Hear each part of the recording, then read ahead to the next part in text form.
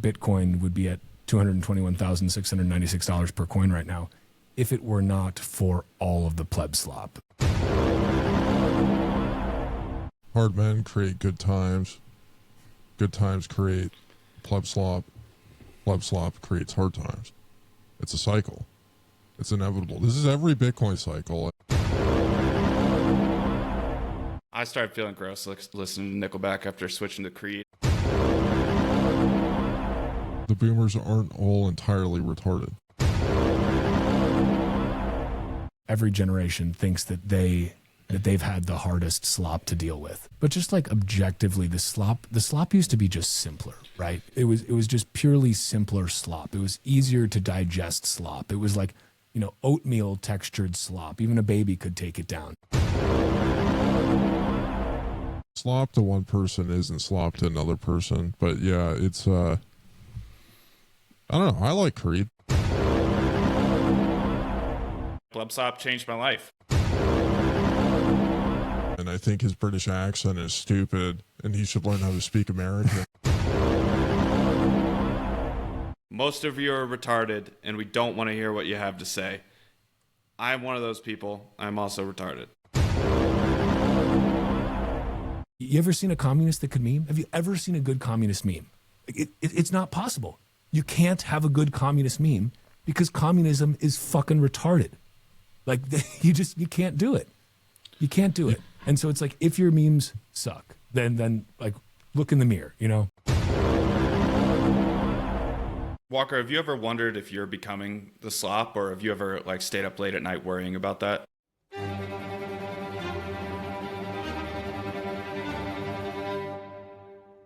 Emergency broadcast, the real reason Bitcoin crashed, parentheses, it's not what you think, close parentheses. There we go. That is the slop that we all need. Ironically, of course, the real reason that Bitcoin did crash was because of the Pleb Slop in the first place. And this is what I'm wondering why nobody's talking about this, you know? It's one of those inconvenient truths, but I think we're probably all in agreement that Bitcoin would be at $221,696 per coin right now if it were not for all of the Pleb Slop. I don't know. Are you guys with me on this, or am I just being kind of like a little bit anti-slop right now? Yeah, you know, they say there's slop cycles where hard men create good times create Pleb Slop creates hard times. It's a cycle. It's inevitable. This is every Bitcoin cycle. I mean, it's just people like to point at the halvings for being the issue, but it's really just the slop gets out of control, get over leveraged on slop, system comes crashing down. You can't build anything meaningful on top of slop. That's the problem. If your foundation is slop, it's going to crumble eventually. The thing that's killing me is I was born in Bitcoin in the slop, and I didn't recognize it returning until it was too late. You live by the slop, you die by the slop, you know? It's like, I guess when you're a creature of the slop, it's like it is the air you breathe, it is the water you swim in. So how, you know, we can't really expect ourselves. Like we don't have very good inbuilt defense mechanisms against the slop. We're just like this generation, right? We're not built to deal with this level of slop, like, and we just don't have those same natural defenses. I can't tell if Gen Z has better or worse natural defenses against Pleb Slop. What do you guys think? Like, I guess maybe let's start with this. Let's rank the generations from best defenses against Pleb Slop to like complete lack of defenses. And I'm gonna put it out there that the boomers have the least natural immunity to Pleb Slop. Are you guys with me on that at least? I don't know who has the most, but I know the boomers have the least immunity to it, I would say. I don't know. Disagreement. Yeah, I think it's a hard one.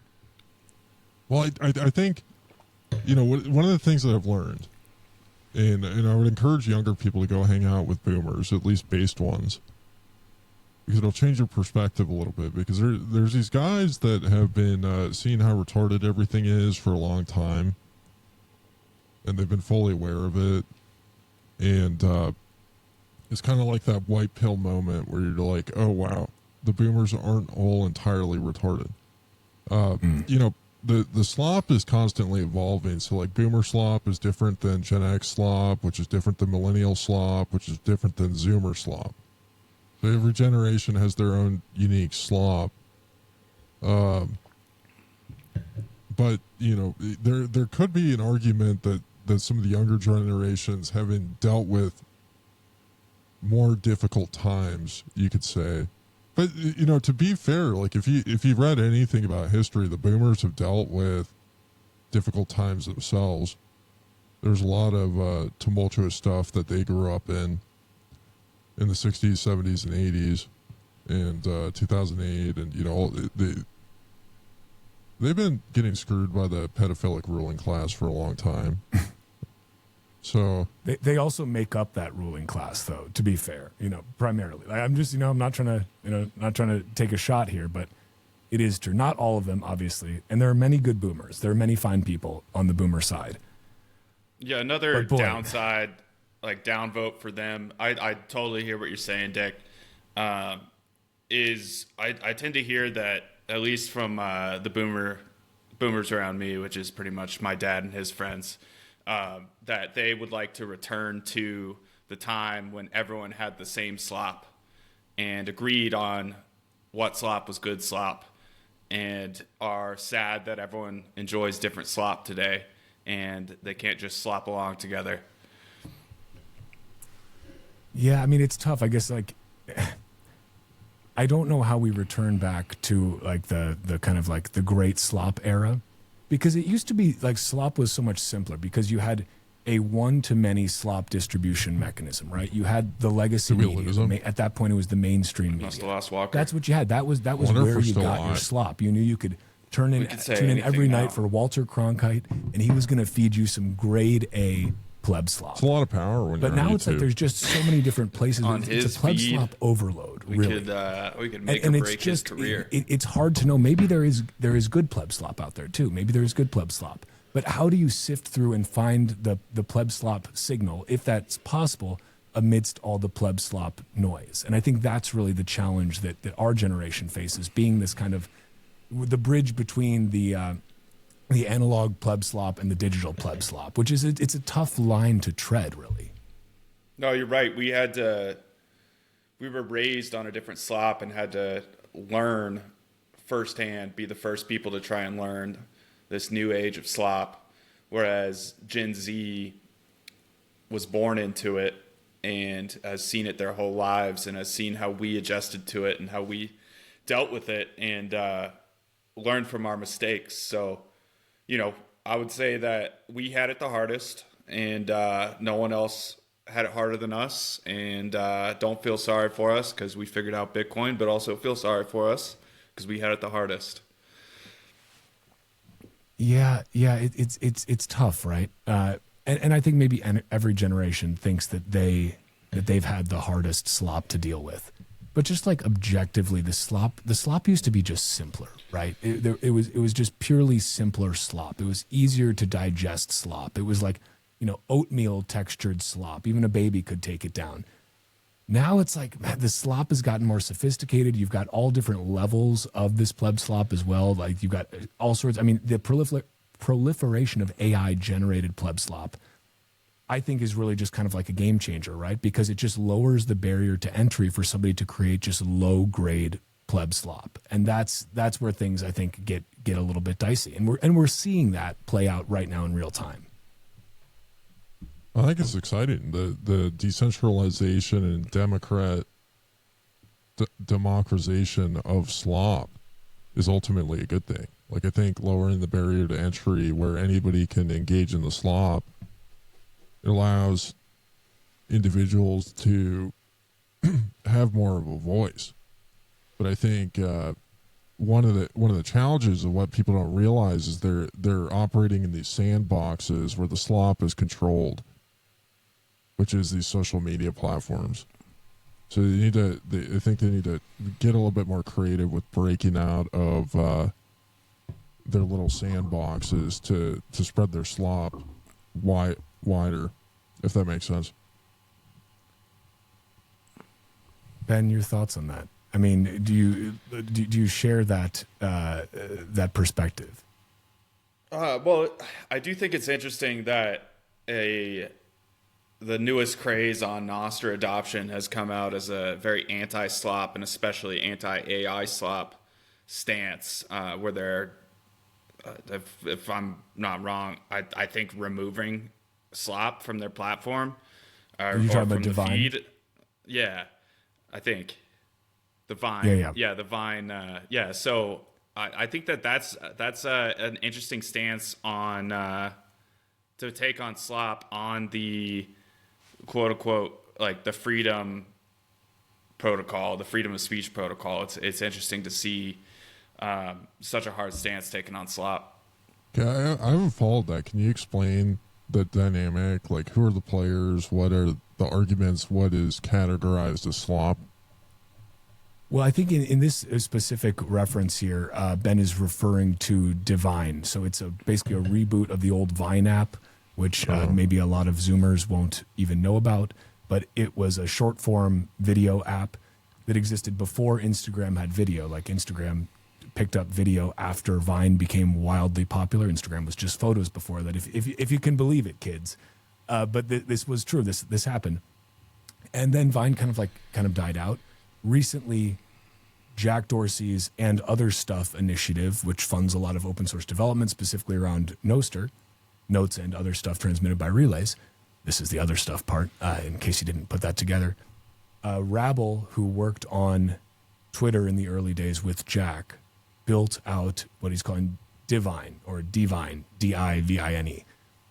And basically one of the core pieces of it is they're trying to recreate kind of the old Vine experience. They also have an archive of a bunch of the most popular Vines from back in the day, and that they've basically cached in there.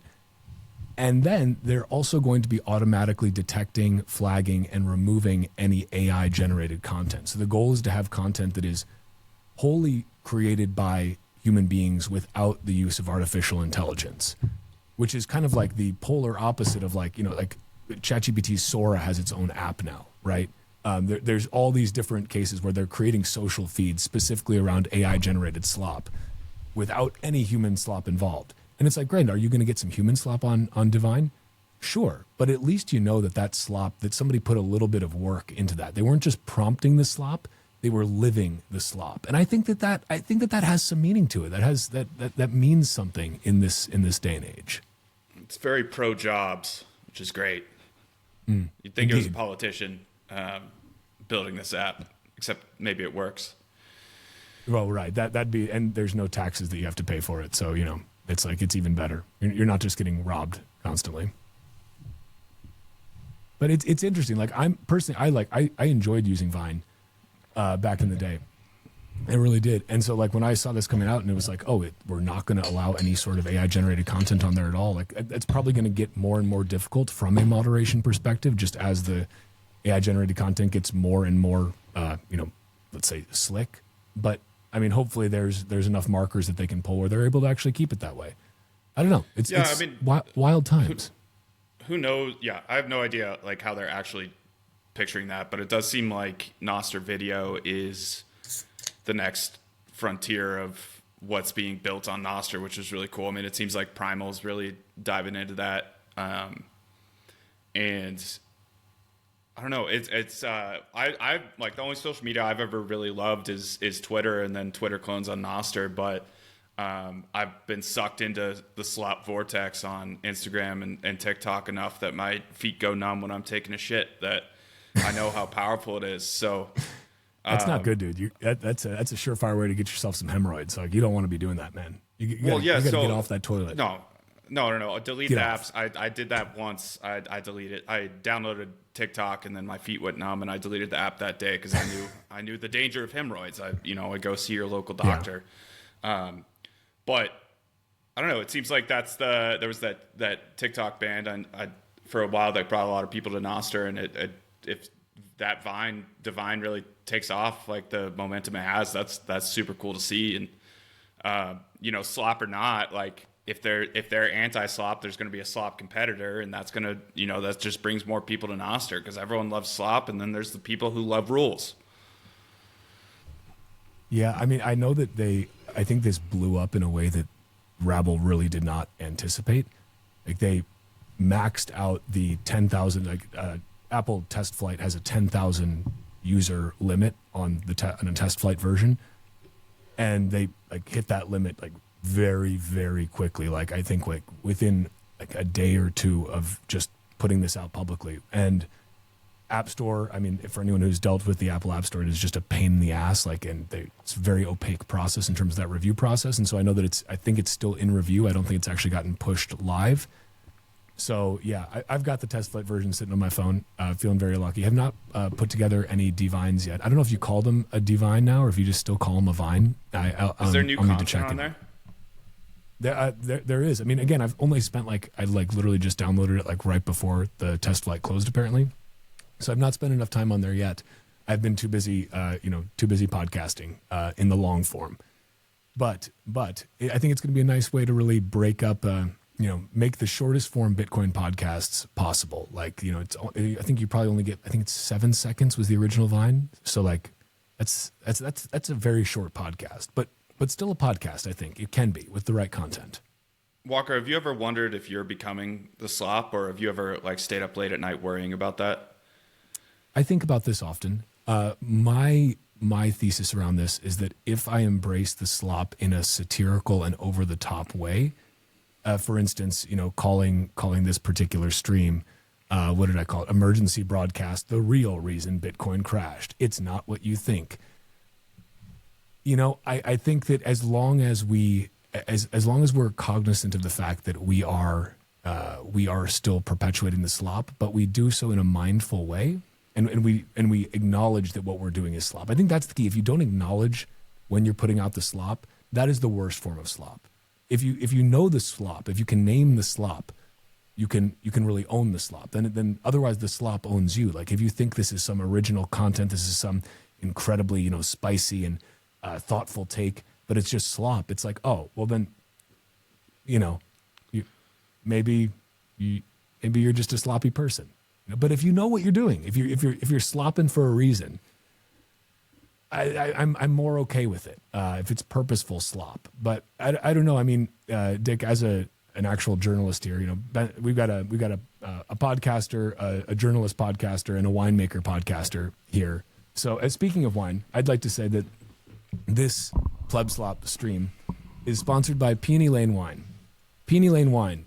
You may be reading Pleb Slop while you drink it, but at least it doesn't taste like Pleb Slop. I'll work on that. I don't really have a saying there, but I do in fact enjoy Peony Lane wine. And if you like slop that is not slop, I should say regular wine is probably more slop. Like organic wine. I know you don't call it technically organic anymore, right? I saw your post about that, but I don't know. I get less hungover with your wine, so it doesn't seem that sloppy to me.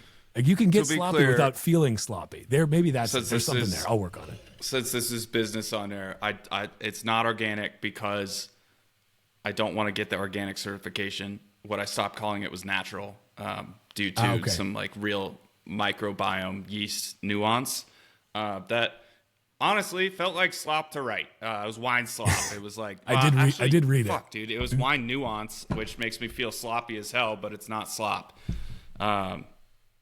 It's really a lot of, like I said, I get sucked into this slop vortex. Nothing worse than when I started listening to Creed. That, Walker, and Dick, you probably can. I became the slop for a little bit there, and it still hits me every once in a while. And every time I post Creed, it's the top, and that's the slopster's revenge.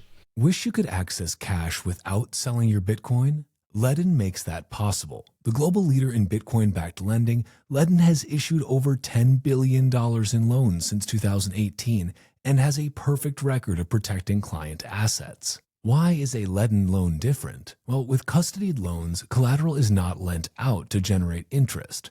No credit checks, no monthly payments. Apply in minutes and repay whenever you want, with zero penalties. And proof of reserves reports verified by a top accounting firm are published every 6 months. Ledin gives Bitcoin holders a secure, transparent way to unlock liquidity without selling. Learn more at ledin.io/walker. That's LEDN.io/walker. If you're hodling Bitcoin personally or for a business, here's the uncomfortable truth. You probably don't have insurance.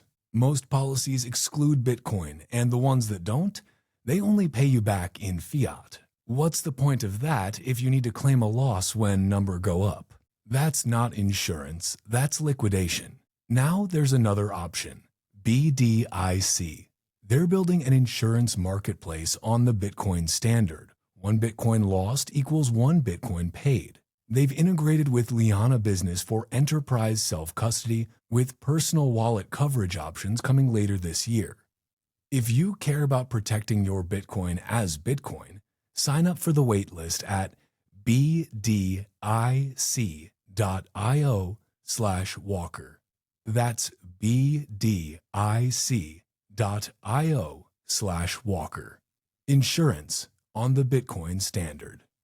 Blockstream Jade Plus delivers robust security with fully open source hardware and software. Its unique genuine check feature ensures your device is authentic, giving you ultimate peace of mind. With versatile connectivity options including Bluetooth, USB-C, built-in camera, and SD card, Jade Plus offers unparalleled flexibility in managing your Bitcoin. Whether you prefer wireless convenience or air-gapped security, Jade has you covered. Its innovative design features a durable metal case, a bright 1.9-inch color screen, and intuitive navigation buttons that make managing your Bitcoin straightforward and enjoyable. Jade Plus also supports secure, air-gapped transactions via QR code signing using the Jade Link storage device, keeping your Bitcoin safe without compromising convenience. Visit store.blockstream.com and use my coupon code WALKER for an exclusive 10% discount on your Blockstream Jade Plus. Protect your Bitcoin, sleep better, stack harder. Okay, let's talk about this though, because Dick and I have talked about this before, that like your average like Christian rock that you hear on the radio, if you know, are driving through Utah or something, and it's like every station is that like, and you're like, okay, well, you know, guess that's why I don't listen to the radio anymore. That is like the most formulaic kind of musical slop you can get to. Now, Creed, while they may be, you know, some would categorize them as a Christian band, I don't view them as slop. Like they're, you know, if you're one of the first to do it and you do so in a meaningful way, is it slop, or is the derivatives that are created after that, is that what the real slop is? Like, Dick, I'd love your take on this. Oh, that's a good question. I don't know. I think I need to think about that a little bit more. It's all very nuanced, you know, and slop to one person isn't slop to another person. But yeah, it's I don't know. I like Creed. There, I said it. Live on air. Creed absolutely became slop, but it was all about context, right? If you're listening to Creed while watching the Bitcoin chart, you were slopping. But if you're just listening to Creed, I think you're good. And when you listen to like Nickelback for a little bit, and then you switch to Creed, and then you switch back to Nickelback, and you start listening to what they're talking about, I don't know. I started feeling gross listening to Nickelback after switching to Creed, and I feel like that's kind of just at that time my only vocabulary was shitcoining versus Bitcoining, but you know, it could be slopping versus not slopping. Is there a word, Dick? Is there a word for the opposite of slop? I haven't come up with it, but I would explain it as like just having some semblance of depth and meaning, and being grounded in I mean, you kind of look at, like, you know, slop isn't all bad. You can like some slop, but you look at like the difference between Madex and Asanoa Gold. Asanoa Gold does the Pleb Slop trading cards. It's just is pure slop. It's got Corey as the most valuable Bitcoiner. You know, it's just every single like podconf buzzword and, you know, personality that is just spewing slop. Like they're all about it, you know, and his art's pretty cool, I would say. But it just doesn't have the same like depth as like a Madex art. You know, Madex charges a lot of money, and he can charge a lot of money. He should charge a lot of money because it puts a ton of time into his artwork, and it's very good too. It's not just like he puts a bunch of time into mediocre stuff. Like it's legitimately compelling art, and so I think you know, Asano Gold probably put some time into his art too, but it's just you can kind of tell the difference between the two. And I think individuals, like there are individuals that will never really master their craft and be the best at what they're doing. It doesn't mean that they suck. They might put out some cool stuff, but you look at something that's like a complete masterpiece. You know, there's individuals that are exceptional at whatever their craft is, whether it's music or art or, you know, podcasting and interviewing. Like, you know, we all like to pick on Peter McCormack, but he is a good interviewer.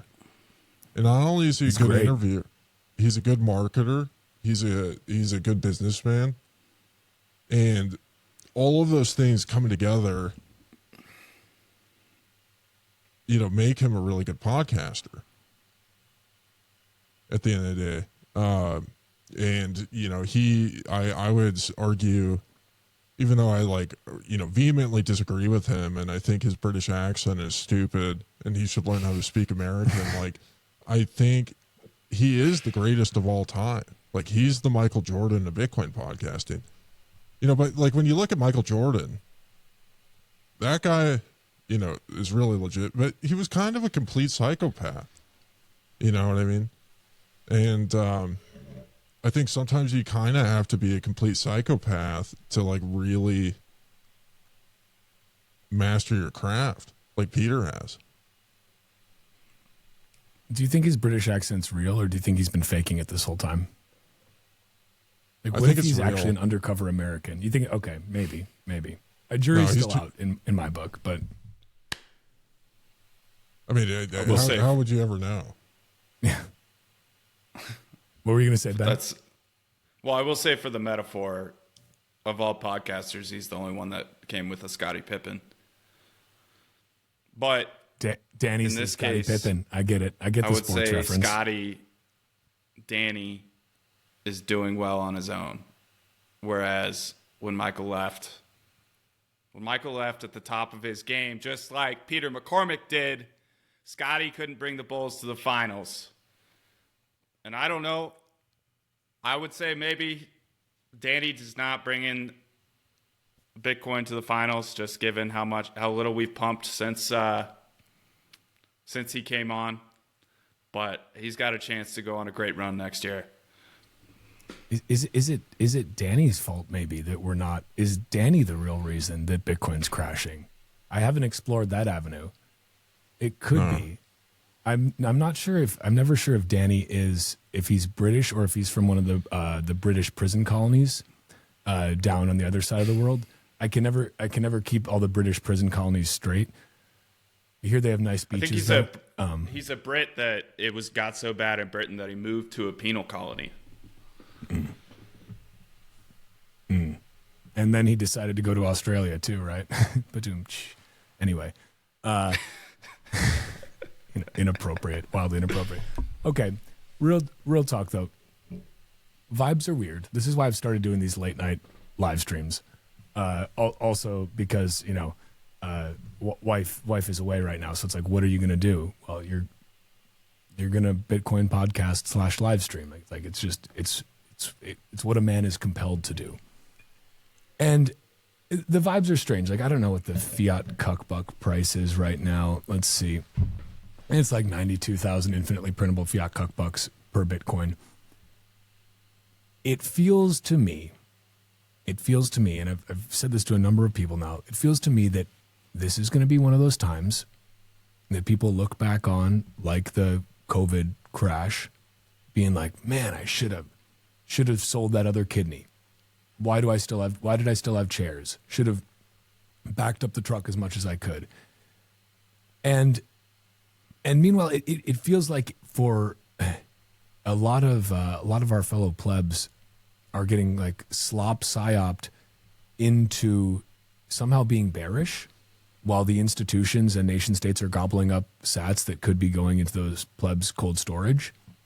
And I just wonder if pleb slop, if the quality of pleb slop has been so low that the plebs aren't bullish enough, or if the pleb slop has been directed in a non-productive way, and that is what's causing the plebs are misaligned with where the slop should be leading them. Like the point of slop is to make plebs bullish, right?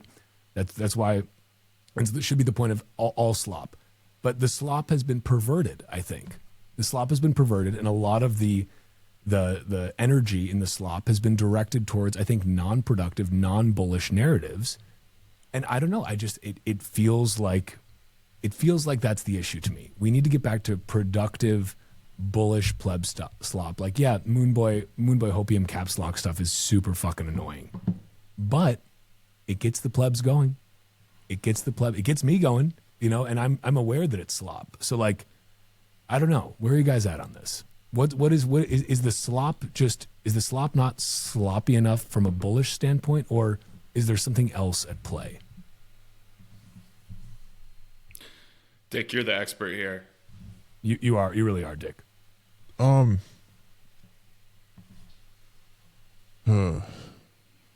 It's a loaded question, I know.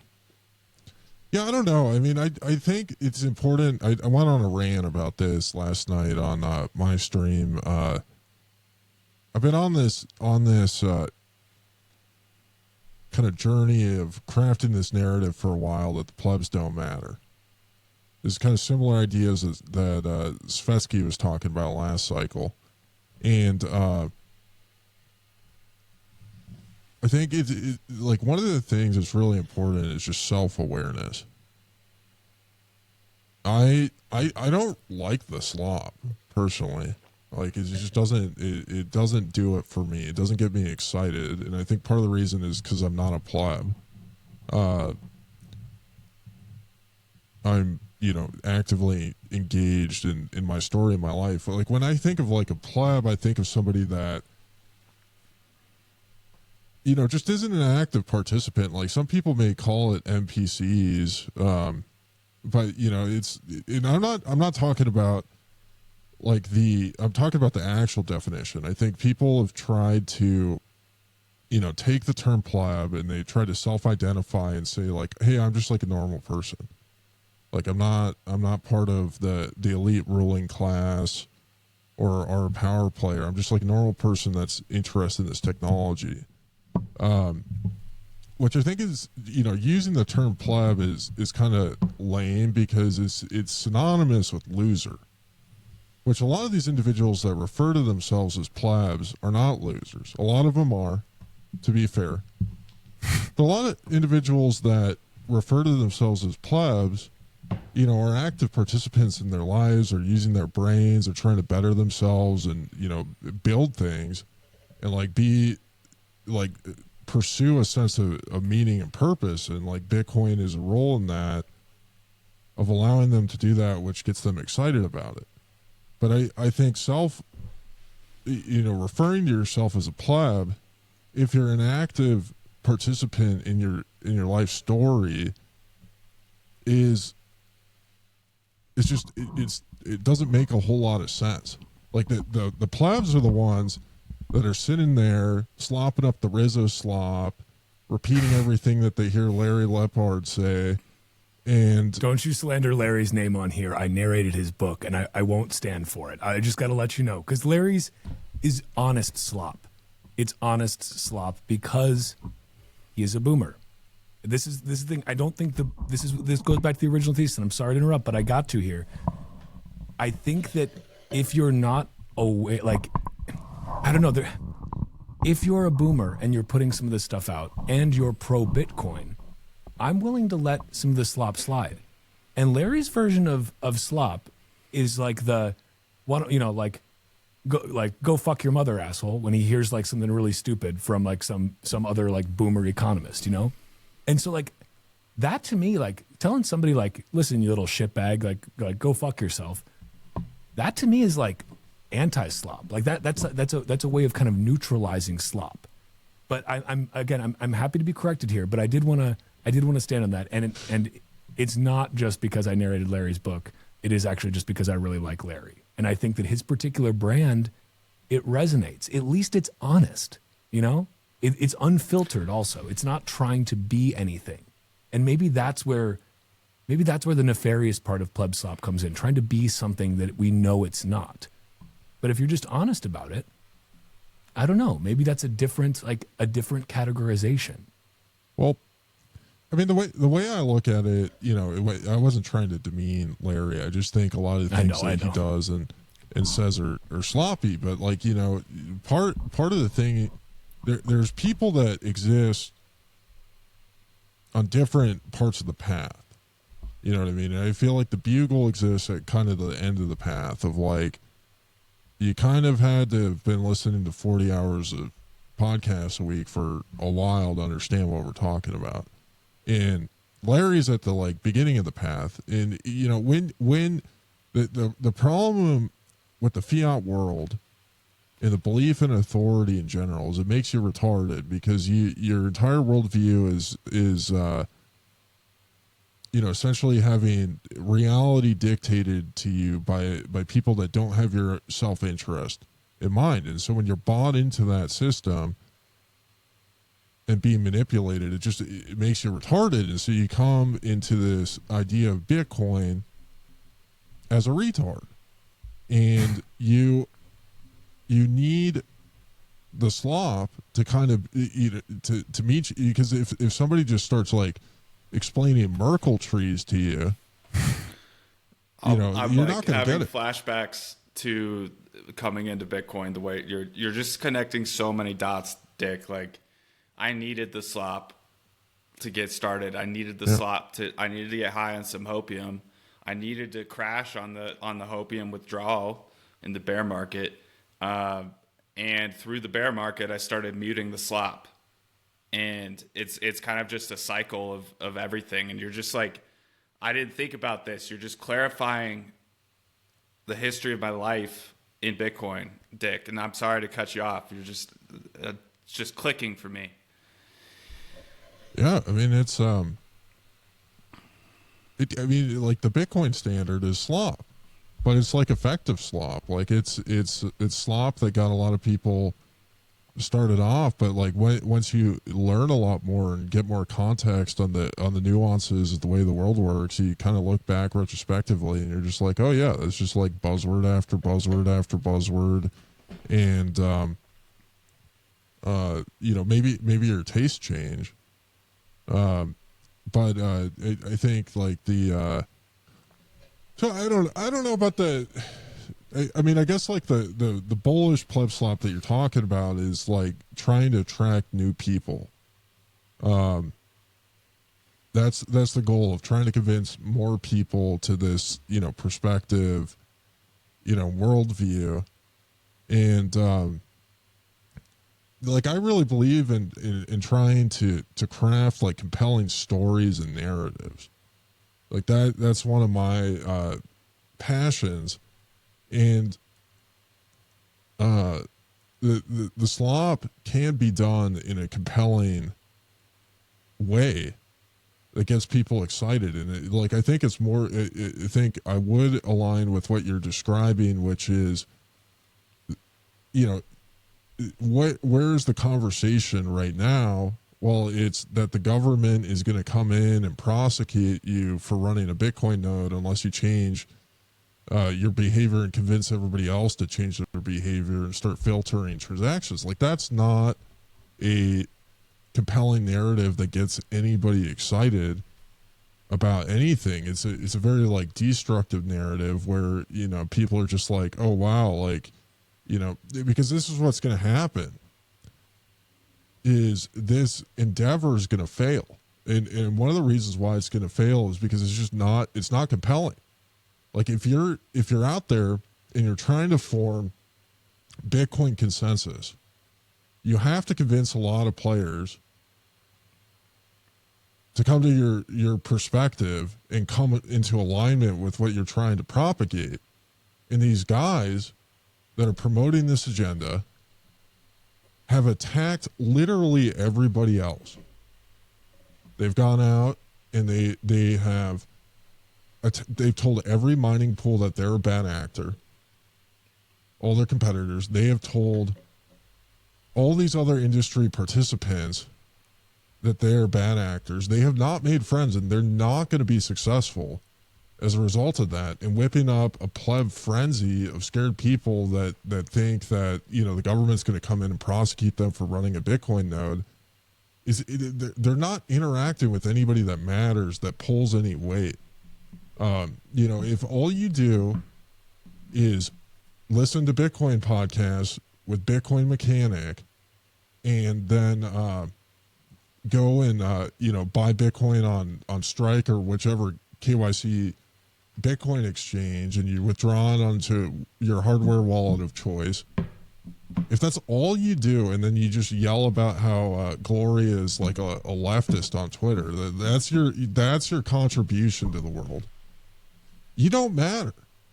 You literally have zero impact or value whatsoever in doing anything except for maybe irritating individuals that actually do have power and influence in the world.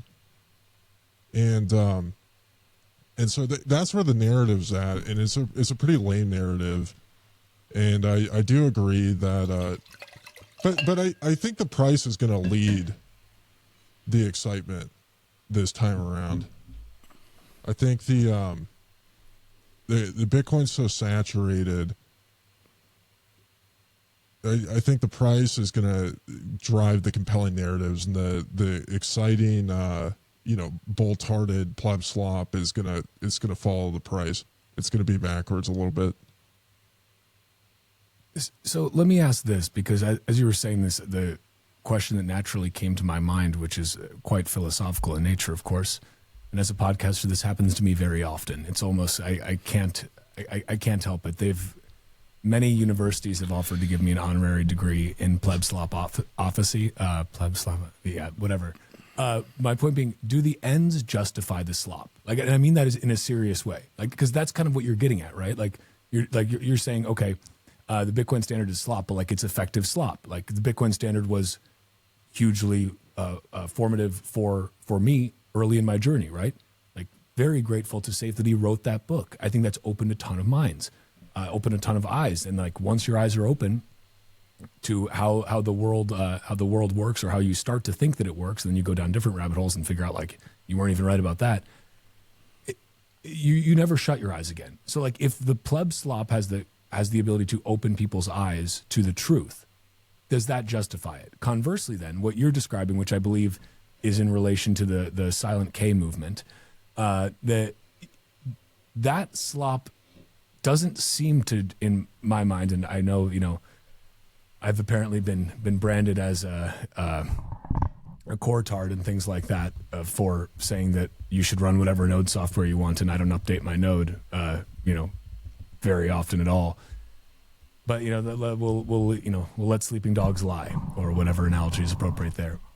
My point being that it seems that there's productive slop and there's unproductive slop. There is slop that is has a net benefit, and slop that is net negative. Maybe you could say there's positive sum slop and negative sum slop. I don't know if zero sum slop exists. Can zero sum slop exist? And if slop is positive sum, do the ends justify the slop? That would be my question. I would argue, and I'll take the opposing view here, maybe, or maybe it's not opposing, but I'll say in a lot of cases the ends do justify the slop.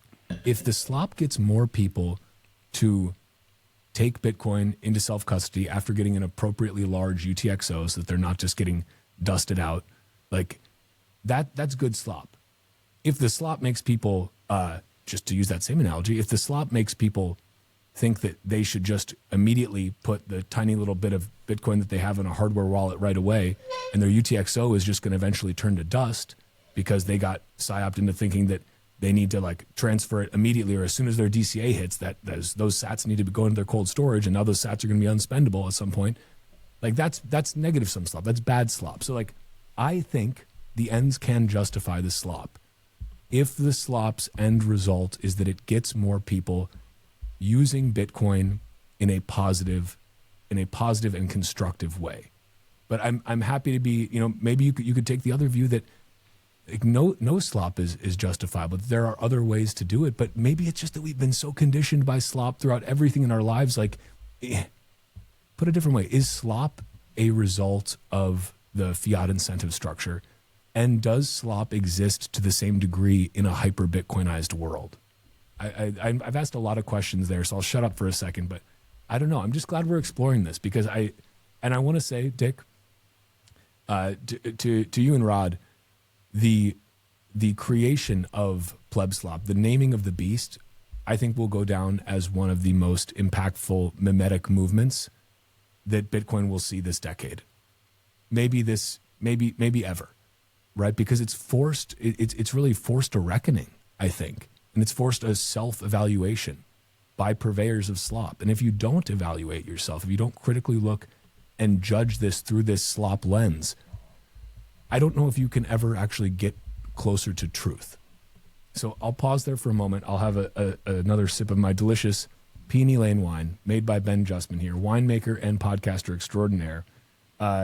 This is a value for vino. This is a value for vino stream. Also, just so everybody knows, so I do have a financial interest in this, in the sense that I'm drinking Ben's wine that he gave me. So I just want to. My lawyer wanted me to just say that disclaimer. So I'll stop there now. Discuss. Before we wrap up the stream, I want to know. I want to talk about your question, but I got a great Pleb Slop pickup line featuring Peony Lane. Okay. I'm just going to add a little. I'm going to add a note to the side here so that we make sure that we hit that, because we do need to. Yeah. Do the ends justify the means? I mean, I think this is. I think it's really important to live with integrity and to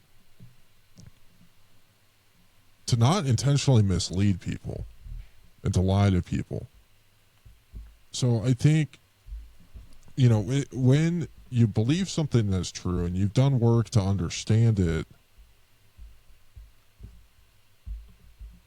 like one of the ways that you avoid getting deranged is you constantly question yourself and your motives. Like you look in the mirror and you try to accurately evaluate yourself, and you have other people around you to give you feedback as to what you're doing. People that you trust, people that you respect, people that have what you want in your life to keep you in check and make sure you don't, go off the deep end. And like when they give you feedback that might be uncomfortable, it's important to really like take it to heart instead of, just being like, oh, you disagreed with me, so therefore you're an idiot. Like, really like try to evaluate it. In question, you might disagree with them, but you spend the process of thinking that. And so I think this pursuit of truth is important in general. And I think we can all get, off the map a little bit, but like, I think like, this having an end goal and trying to intentionally mislead people into getting to that end goal is problematic. And we're experiencing this right now of like, universally across the world, individuals have been a part of people trying to mislead them in a certain direction. We're dealing with the consequences right now. There's blowback from it. And part of the reason why I don't particularly like to partake in the slop is it sets me back. Like, I could have a lot further reach, but it's just not my intention is to like really get a lot of, validation from the plebs or whatever. Like, I just want to say what I think is important and tell compelling stories. Like, that's my goal. Like, I just enjoy the process, of crafting these stories. Like, it's just it's a fun thing to do, and like it feels really good when people respond to it and see it is validating. But like I just don't really care about like a broader acceptance of like attempting to like get it launched on the PodConf tour, whatever. But so I think that's the key, is just like, you can slop, but don't lie, and don't just and I think have that process of critical evaluation, because like when you're intentionally trying to mislead people, I think it's just a general disrespect for other people. And I think people might find, they might accuse me of being disrespectful because I, could be a little bit sharp with criticism sometimes. But I don't think the criticism is necessarily disrespectful. I just think it's like I try to be truthful with it. And oftentimes I'll criticize people, but I'll also, share what I do like about them. It's not like this person is entirely bad. But I think, a lot of the problems, because you look at the way that discourse happens, generally from what I've seen, is a lot of people spend a lot of time trying to worry about what other people think and how they live and what should be done. Like, drugs should be illegal because somebody's going to do it and not take care of their family. Or, the law should be set in place because, we need to take care of these people. And it's kind of a stupid waste of energy to spend a bunch of time, in like the Bitcoin ecosystem does this a lot, where they're like, we need to fix the money so that we can fix the world. We need to fix the incentives, and make everything better for, the fiat idiots who, don't listen to Bitcoin podcasts and read the Bitcoin Standard and use the language that we use.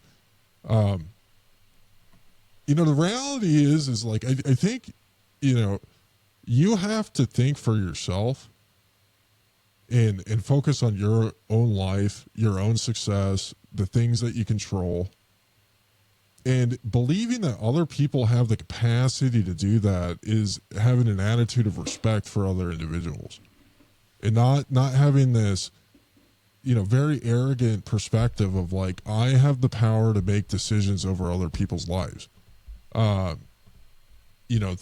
these policies or, whatever, like being a control over other people. And I really think it's through the empowerment and inspiring. Like, one of the ways that you empower people is you inspire them.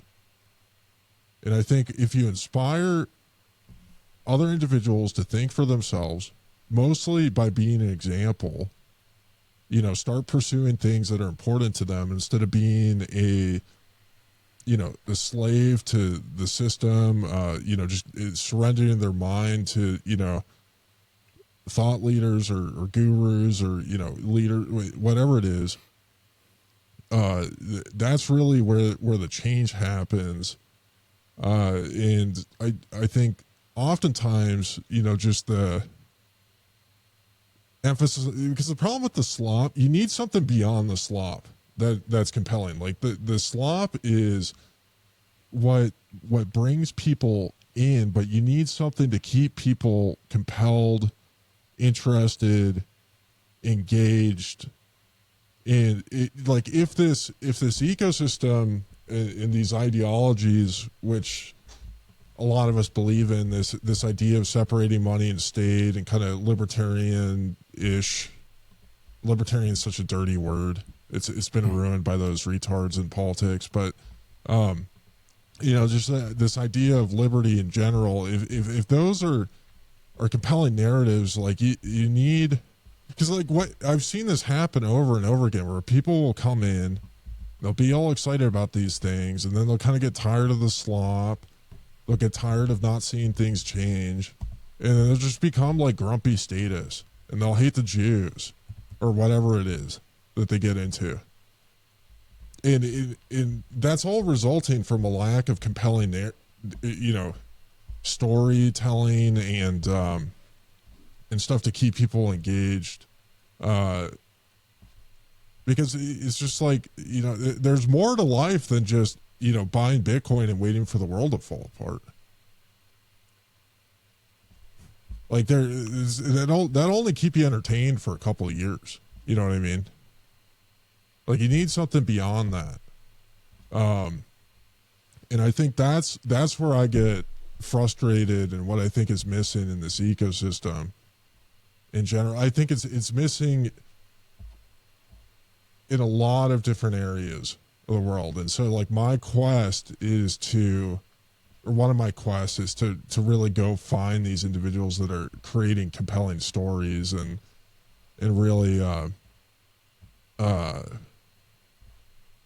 trying to like promote them and work with them. So I mean, I just don't think like if you teach somebody to not be retarded, like the slop just doesn't, it doesn't hit the same. You know what I mean? You need something beyond that.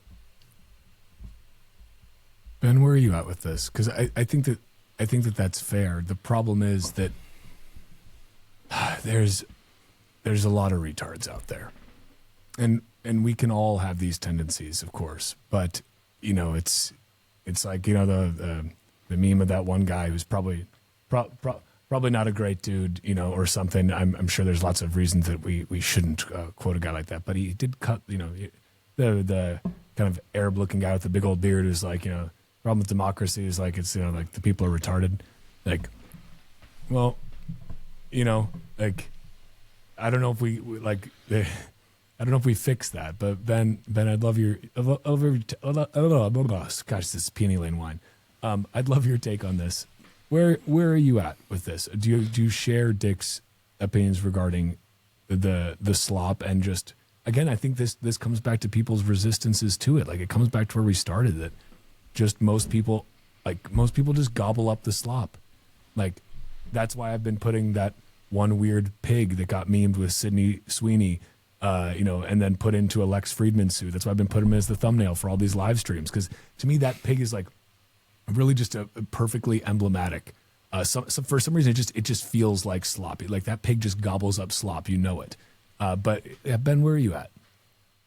Well, first I want to just give a shout out to Dick Greaser's integrity. Journalistic integrity came to mind a lot, but especially the word integrity with a lot of that. That was like I'm not joking. That just really hit me as well said. And I think in kind of the context of what we're talking about, it makes me think about, yeah, sure, this arc of our journey where you kind of need something mimetic, you need something stupid or whatever to just pierce your barrier in the way you think about the world and get you interested. And you're probably going to get high off that for a little bit until you start really diving deep, especially, into Bitcoin especially. And when we're talking about like existence on Twitter, posting on Twitter and what you like do and value there, I think it becomes, everyone has different incentives. Everyone's trying to build different things. Some people just want dopamine hits. Some people just want to fuck around and say whatever the hell they want. Some people are looking to like build a following, build connections, just actually learn things, whatever. And I think the amount of Pleb Slop you get and the nuance within that kind of starts to tell you like what someone's actually looking for. And Twitter, Nostr, whatever is just like it's one side of a person. But in thinking about it, like for myself, like I got sucked into Pleb Slop and couldn't get enough of it. And Pleb Slop changed my life. But I would say I've grown out of it. And the last time I really was Pleb Slop, it was kind of euphoric. It was a coming of age. It was getting above my cost basis and feeling finally like the weight lifted off my shoulders of being down in the bear market for so long. That I don't know, I haven't felt that euphoria since, and I haven't really pleb slopped that hard since. But I think there's a lot of wanting for engagement, and then there's a lot of also wanting deeper connections. And I find the deeper connections don't really scale as far as social media goes. They don't really scale as far as response goes, and so they get muted out. And you have to really curate your feed to find them and to find those people. So it takes work to once you're kind of over the pleb slop, you've had enough of it. It takes work to keep continuously clearing it off to find the stuff that you really want to engage in, the connections you really want to have. And it's gratifying to find those other people. And once I don't know, I feel like I've just seen so many pleb slops over the years that it's just like so many things breed like that. And I do like, I have nothing bad to say about Lawrence Lepard. I think he's a good guy, and I've meeting him a few times. Nothing but good things to say about him. The title of his book is pure pleb slop. Like that is like pleb slop to a T. The big print. That's why we're all here. That's what got us all in.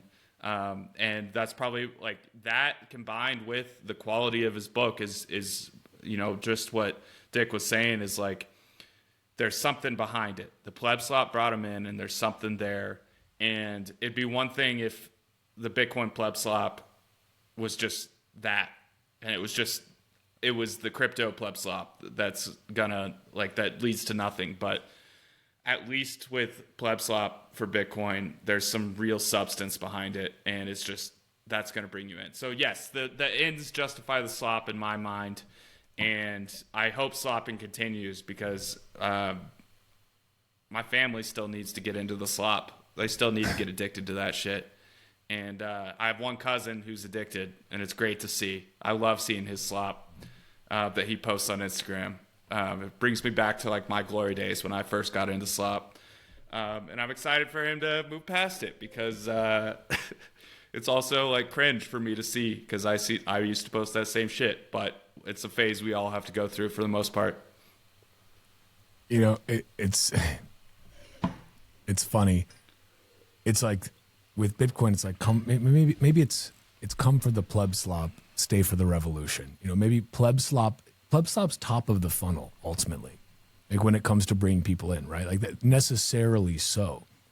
I think to contrast it with quote crypto, it's like that's not even pleb slop. It's just like it's like VC slop. It's grifter slop. I don't know what it is. It's just somehow like I don't even want to put it together. Because I don't think there's anything that can even be virtuous about it by nature of the shit coins that you're hawking through it. You know what I mean?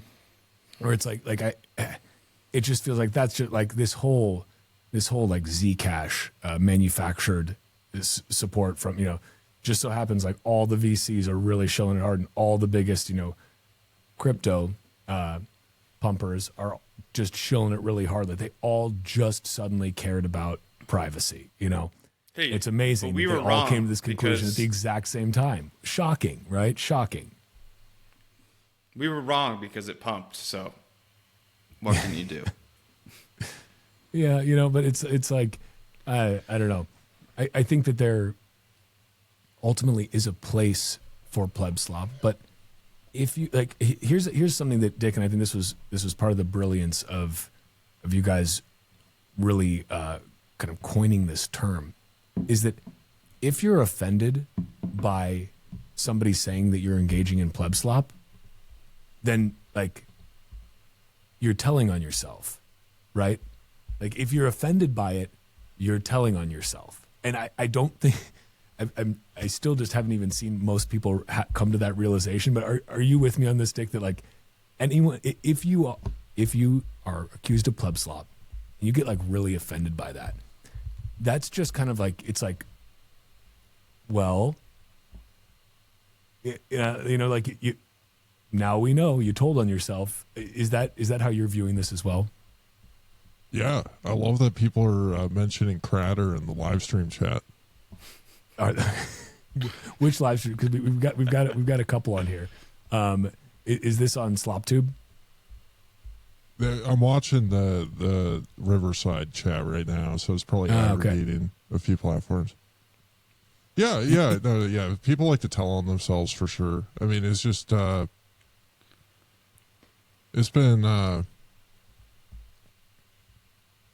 just been interesting to see over time people kind of reveal themselves, and I think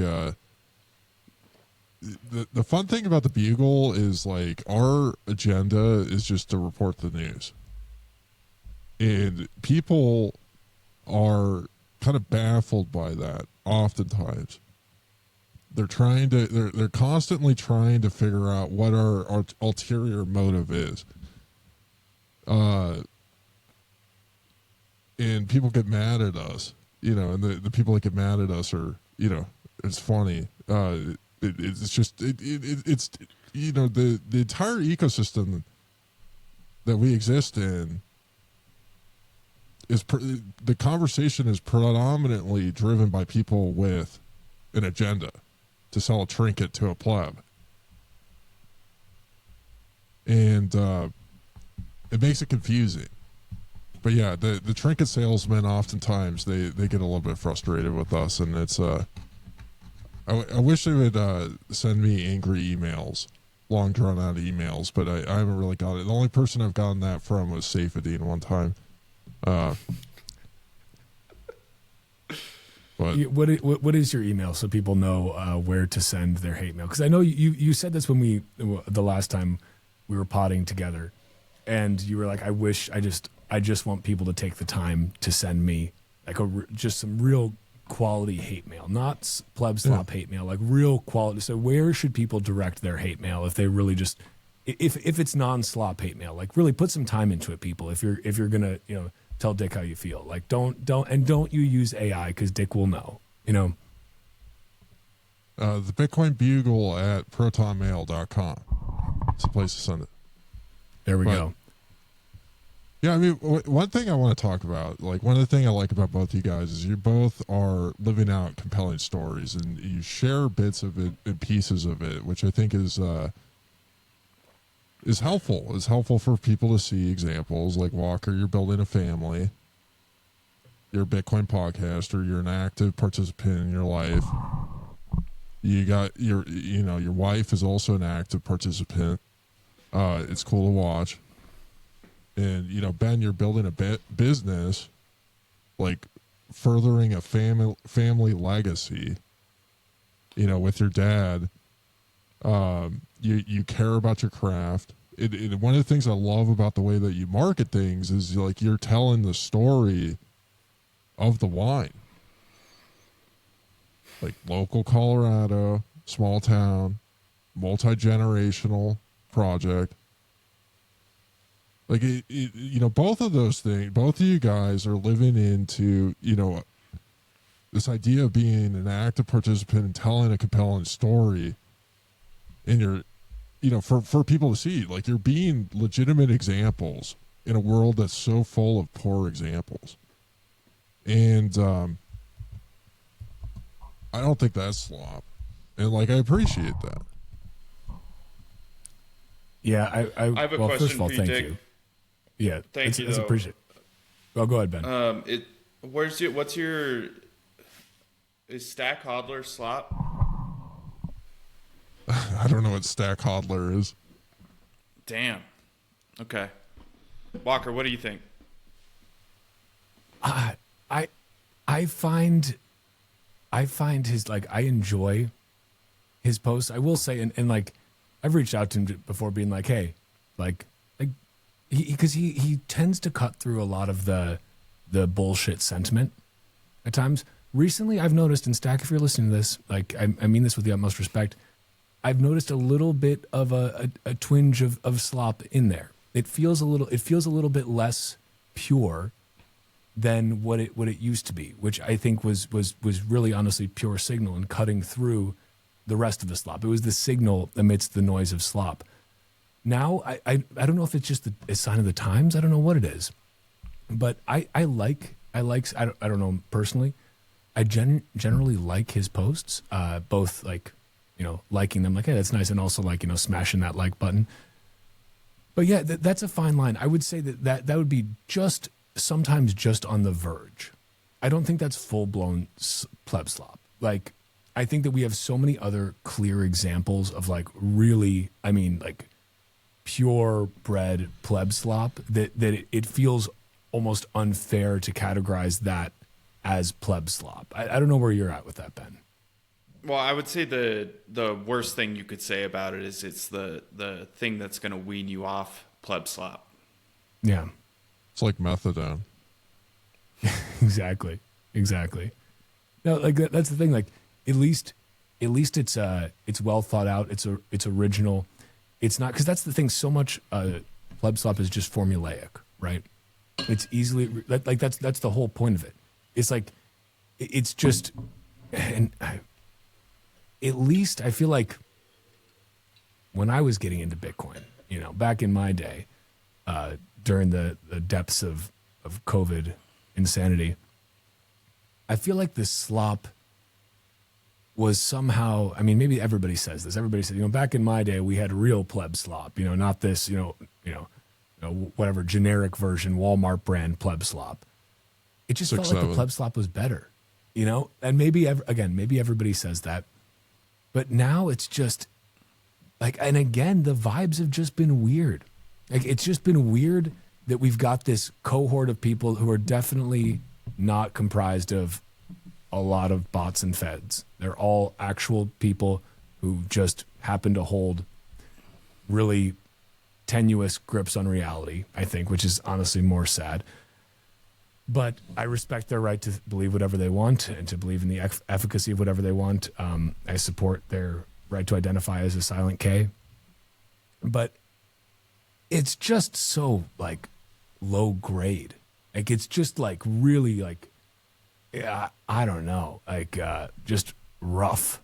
Just, like, it's really rough slop. It's like you wouldn't even feed this slop to pigs. I wouldn't even feed it to the Eastern European Lex Friedman dressed pleb slop pig that I have in this thumbnail, because the pig would turn up its nose at this slop. Like, it's just like, but somehow it's working. Like, somehow it's like, it's convincing people that this is the righteous path. And that's what's crazy to me. Is like, have we fallen so far that we are convinced, we are made to believe we are on the cause of the righteous and the just, and the true, that we're on the mission with this low quality of slop? Like, not many things make me lose hope, but boy, that is that's one of them that starts to get me there. It's like, boy, what's that thing? It's like I care not for your booze. Like, I've seen what makes you cheer. That thing, it's kind of like that. Like, man, just low grade. Like do better. If you're gonna slop, at least do better. Like, at least put in some effort to your slop. Stop with your overly wordy memes that aren't funny at all. Like, if your memes aren't funny, you're probably on the wrong side of things.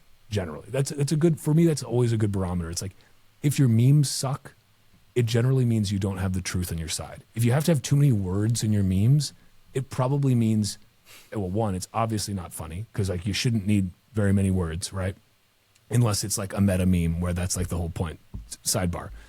But like, if your memes suck, you're probably not on the quote right side. But also, even dividing it into sides it's creating a false dichotomy right there. Like, the whole sides thing, like us versus them within this Bitcoiner space, is already slop. Like, that's already slop. So here I go, and now who am I to say? Like, here I am falling into slop traps by doing an us versus them, because it isn't an us versus them. If you have the same consensus rules as me, we're Bitcoiners. And if you don't, okay, like, you can feel free to fork right off. And I also just don't care what you do. I'm just saying, like, do whatever you want. I don't fucking care. Just have better memes, at least. Have a little bit of integrity with your memes. Put in a little bit more thought. And if you can't make your memes good, then maybe you just need to reevaluate your position. Because, like, the memes are essentially a way to distill truth into easily digestible, easily spreadable formats. That's what a meme is. That's why everyone says the left can't meme. And it's true. Like the left's memes generally just suck because they don't have truth on their side. Like communists can't meme. They can't. Like, you ever seen a communist that could meme? Have you ever seen a good communist meme? Like, it's not possible. Yeah, actually. You can't have a good communist meme because communism is fucking retarded. Like, you can't do it. You can't do it. And so it's like, if your memes suck, then like, look in the mirror, you know? You need to listen to like Jimmy Dore or the Come Town podcast. There's some communists that are pretty good. They're fully retarded. They start talking about anything. Their memes are good, but then they start talking like trying to explain their memes, and they kind of get retarded. But yeah, there's some good leftist memers. But yeah, I get what you're saying, broadly speaking, for sure. Yeah, okay. We can find exceptions to a rule, but like, broadly speaking, the left can't meme. And like, it's not even that the right can meme that well, but they just certainly are better at it. Like, not so much like the statist cuck right, but more of like the, I don't know, whatever you want to call them, you know, whatever label you put on them, the less statisty right. Like, because that's the thing, is like, it's ultimately like, it's statists all the way down, whether it's left or right, right? Like, that's where we've gotten to now, is that basically everybody is just a bit of a statist cuck, and it's just like, what color statist cuck you want to be. Like, you want to be a red statist cuck or a blue statist cuck. Like, you get to choose Coca-Cola or Pepsi-Cola cuck. Like, it's up to you. No Mountain Dew cuckery, though. None of that. Certainly not any Dr. Pepper cuckery. Oh, I didn't even mean to bring up Dr. Pepper, but, you know, because we all know what that means here. Yeah. So the left versus right, like, attempt to put people on these sides, I consider that like fighting words. Like, someone walks up to the bar, whispers in your ear, I'm ready, I'm going to fuck your wife tonight. You know, you turn around, you're like, okay, loser. And then they just keep on like spitting in your face and like getting up in it and just like being really aggressive. I feel like that's what the left and right attempt to like categorize people on the left and right. It's very, you know, insulting. It's like, it's lame. Like, it's very lame. Like, hey, we're watching, you know, the people on the right and the left, you know, argue back and forth about absolutely nothing, and they just like completely miss the point of what's going on right now, and you're trying to like replicate that in this ecosystem, which is supposed to be about, you know, thinking about things a little bit more critically and you know, pursuing truth. It's like, yeah, you know, fuck you, dude. I'm not gonna stand for this. But yeah, it's it's funny just looking at like the left and the right divide. Like, you're watching the right wing media ecosystem. Like, there was this huge kind of I don't know what you call it, but like, you know, movement, and it all kind of culminated with ended with Trump getting selected, and then Charlie Kirk getting assassinated, and now it's in shambles.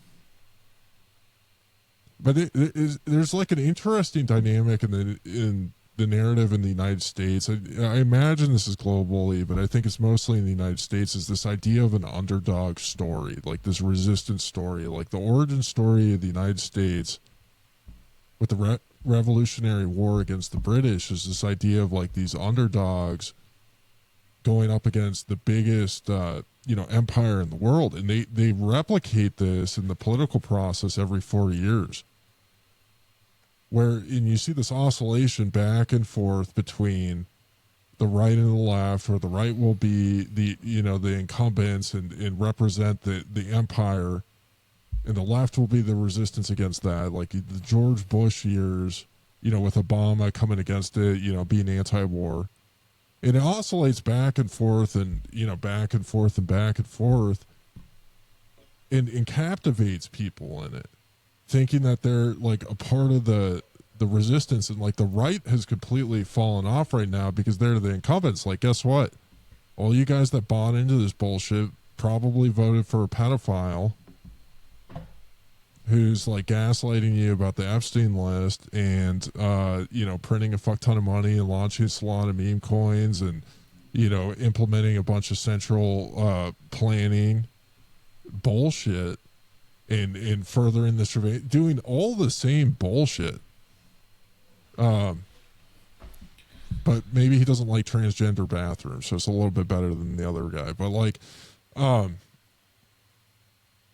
this oscillation, you know, back and forth, and kind of the hijacking of this narrative of like, you know, the underdog resistance is like, you know, people in the United States need to realize that they live in the capital city of the Hunger Games, the capital district, district number 1. You're not the underdog. You're living in a country whose government is going and pillaging the rest of the world. Trump's like, you know, angling like he's going to invade Venezuela. Who knows what's going to happen there? But like, that's not the underdog type situation at all. And, you know, who's the underdog in the story is the individual standing up against the system, which is trying to extract wealth from you. Like, that's the real underdog. And you don't, by participating in the system and giving legitimacy to it, you're actually giving legitimacy to the empire and not the underdog in the story. In no way are you rebelling. If the left's in power and you're on the right, you're trying to get your pedophile elected, you're not the underdog. You're just being duped by Pleb Slop, by political Pleb Slop. And same thing goes for the left. The people on the left are getting all wild right now. And I think their memes are going to be a lot better, because the right's just going to be trying to gaslight you for the next few years into why the incumbent that's doing all this bullshit is like legitimate and good. Well, at least it's not the Democrats. It's like, and these guys are trying to bring this type of stuff to this, you know, social ecosystem as lame. You know, okay, first of all, Dick, you're bringing the heat tonight, I gotta say.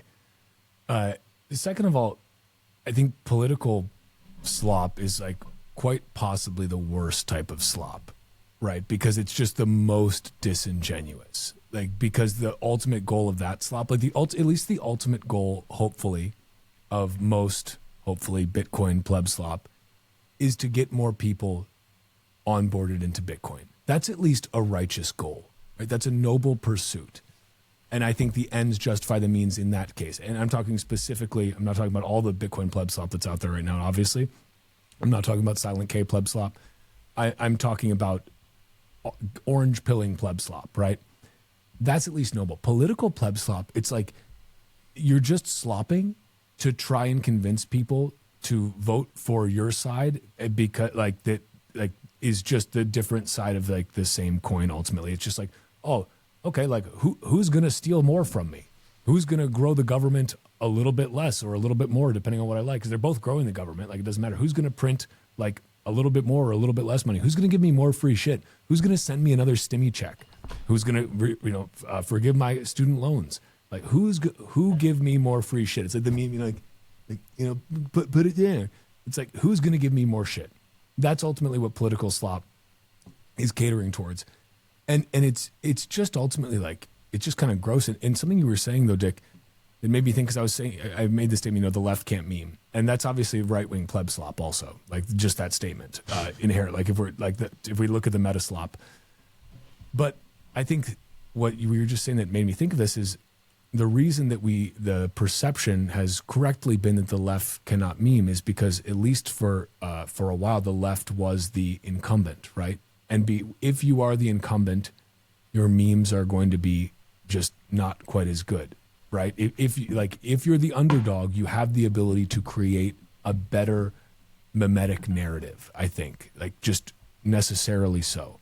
And so maybe that's it. It's like, because boy, like there's a lot of fodder for memes for the left right now. If they want to, if they're paying attention, the left has the capability. They've got all the tools to be able to do some pretty good memeing. Like Trump makes that easy in a lot of ways, right? And Trump is like also this kind of like really just incredible mimetic force of his own right.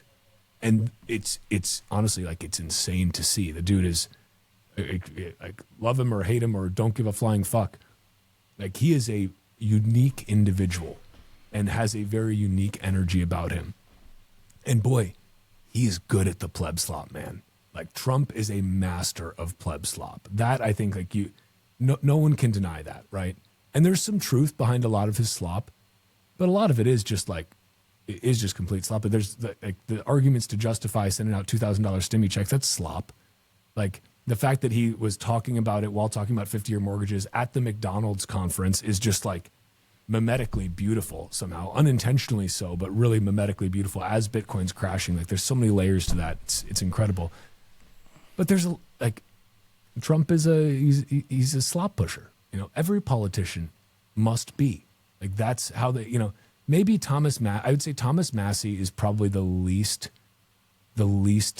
slop pusher of the politicians that we have in the U.S. right now. I don't know where you guys are at with him, but to me, he at least feels like, again, if he is engaging in slop, it's at least a little more justified. At least he's not just, you know, kowtowing and voting with whatever the party line is.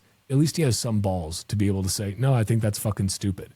Because that's what, like, if you can't do that, if you can't just step back and say, like, my side is doing something that's fucking stupid, then it's like, well, your opinion's just, it's not actually real. You don't actually have an opinion. You just have a party line. And you're not willing to cross it because you've been duped into thinking that I cannot possibly say anything bad about insert my team color. Like, can't say anything bad about red team, can't say anything about blue team because I'm on that team. Those that can, when they're perceived, like, if you can say bad things about red team when you're perceived as being on the red team, if you can say bad things about blue team when they do stupid stuff, when you're perceived as being in the blue team, I'll at least have a little bit of respect for you because I know that you're at least trying to tell the truth and you're not just kind of willfully going along with the party line of whatever the pleb slop du jour happens to be. So, Ben, you're awfully quiet. You might need some more. You might need some more Peony Lane wine. Apparently, I've been hounding it. Peony Lane wine.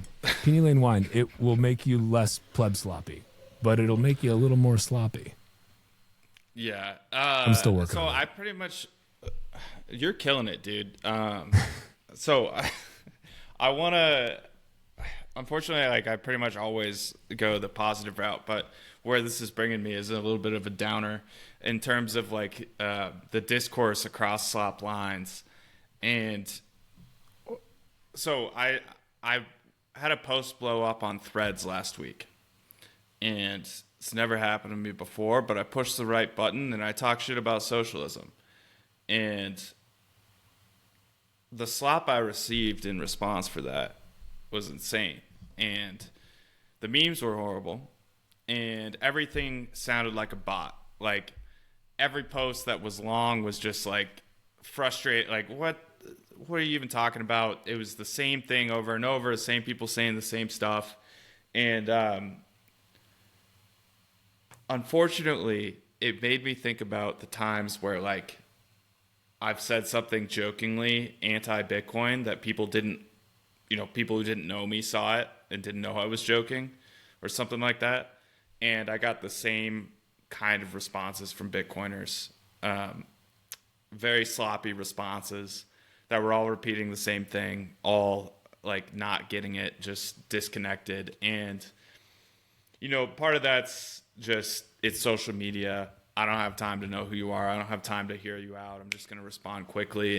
And, but, like, commenting, have fun staying poor, or you get it at the price you deserve, or, like, all the common Bitcoin slop phrases, it just doesn't get anywhere because, like, I feel like the people who receive those comments hear those things in the exact same way that I was hearing these pro-communist comments of just, like, that's total bullshit and stupid. And I've looked into this as much as I need to, and don't need to take your opinion seriously because you're some random person online.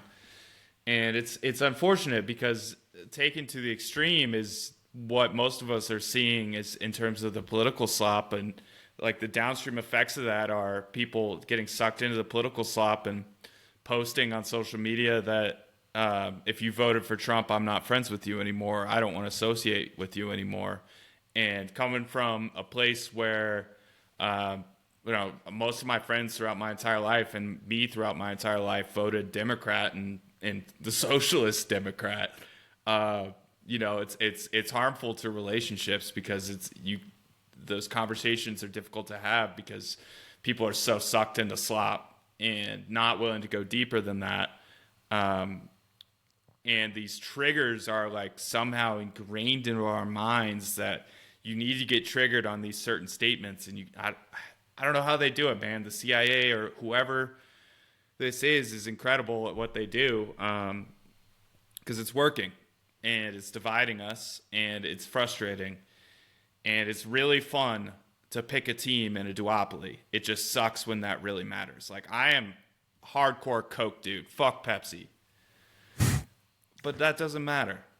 I'll probably drink a Pepsi if someone offers me a Pepsi and Coke. But when it comes to politics and like, it sucks to see the division in America. And listening to you guys, like, I don't even know what Silent K means. Like, I have no idea. I mean, I have an idea what you guys are talking about, but I've never heard that before.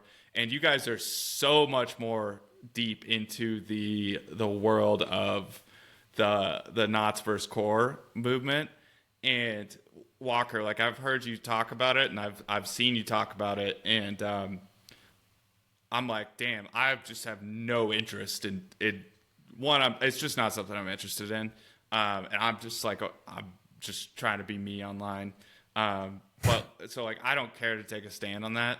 And I'm like, damn, you going for it. You're gonna take the brunt of that shit. I've seen it. I know. And then, Dick, I'm like, you have such a great time with it and you've leaned into it and you've also seen all the shit. But I think people approach you differently in how they respond to you on that. But you've also fucking attacked and made some enemies.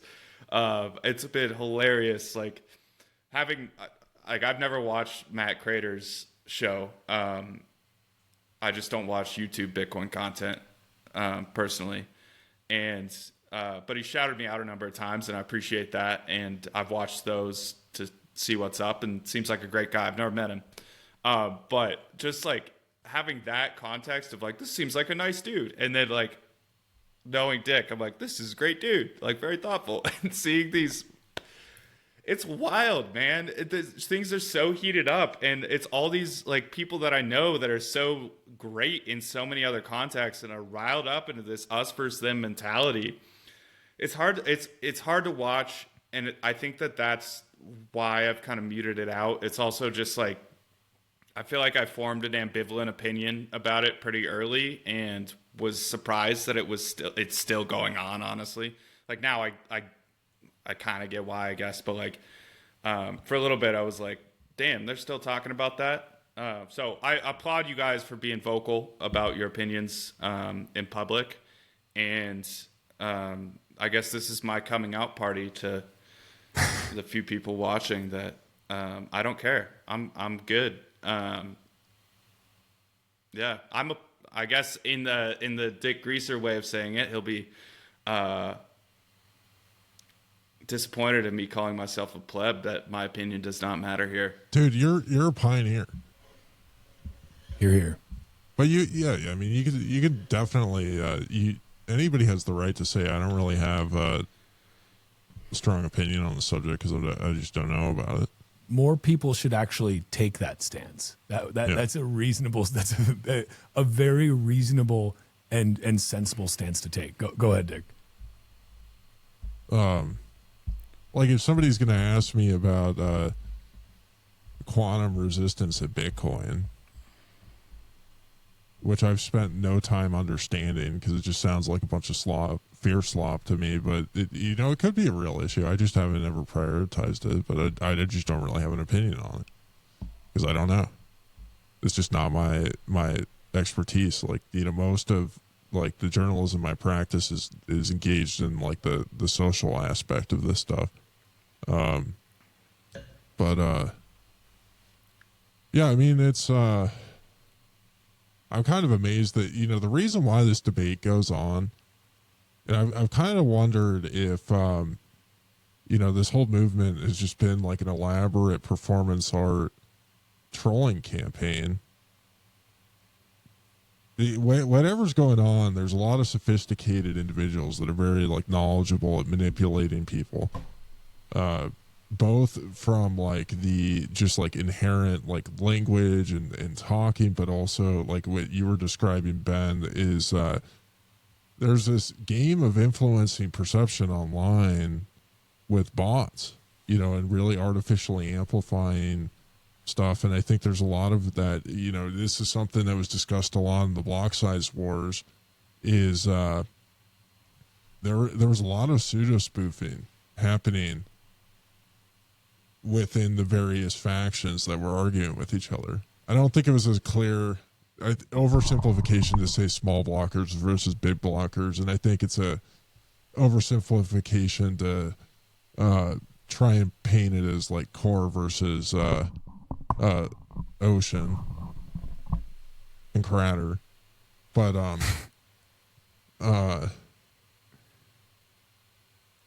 yeah, I mean the reason why it keeps on going on is because these guys just keep on saying stupid things, and like all these people that are, you know, somewhat informed and intelligent just cannot resist dunking on people.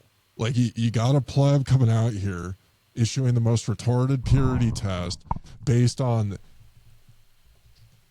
goo goo gaga pleb slop, and it's so hard to control yourself. You just like, I'm just gonna just absolutely pulverize, you know, this guy that has no self-awareness, that thinks that it's like when a child comes from the kids' table and hurls a handful of mashed potatoes right at your face. Can you resist just slapping him? You try to, I guess, but that's slightly different because the kid may not know better. But what we're talking about are fucking adults that should. Alleged adults. Sure. They could be, you know, they could be bots, but they're not, and you can't call them bots because you can't possibly. That's just super offensive. It's, by the way, it's really offensive. I want to say, Ben, I think you have actually taken the appropriate stance on this, which is you're trying to run a business. You are actually walking the walk. You are building a business around Bitcoin and Bitcoiners in the Bitcoin community. For anyone that doesn't know, that hasn't seen us drink it, you built a business around Peony Lane wine. You guys should go and order some Peony Lane wine. It's awesome.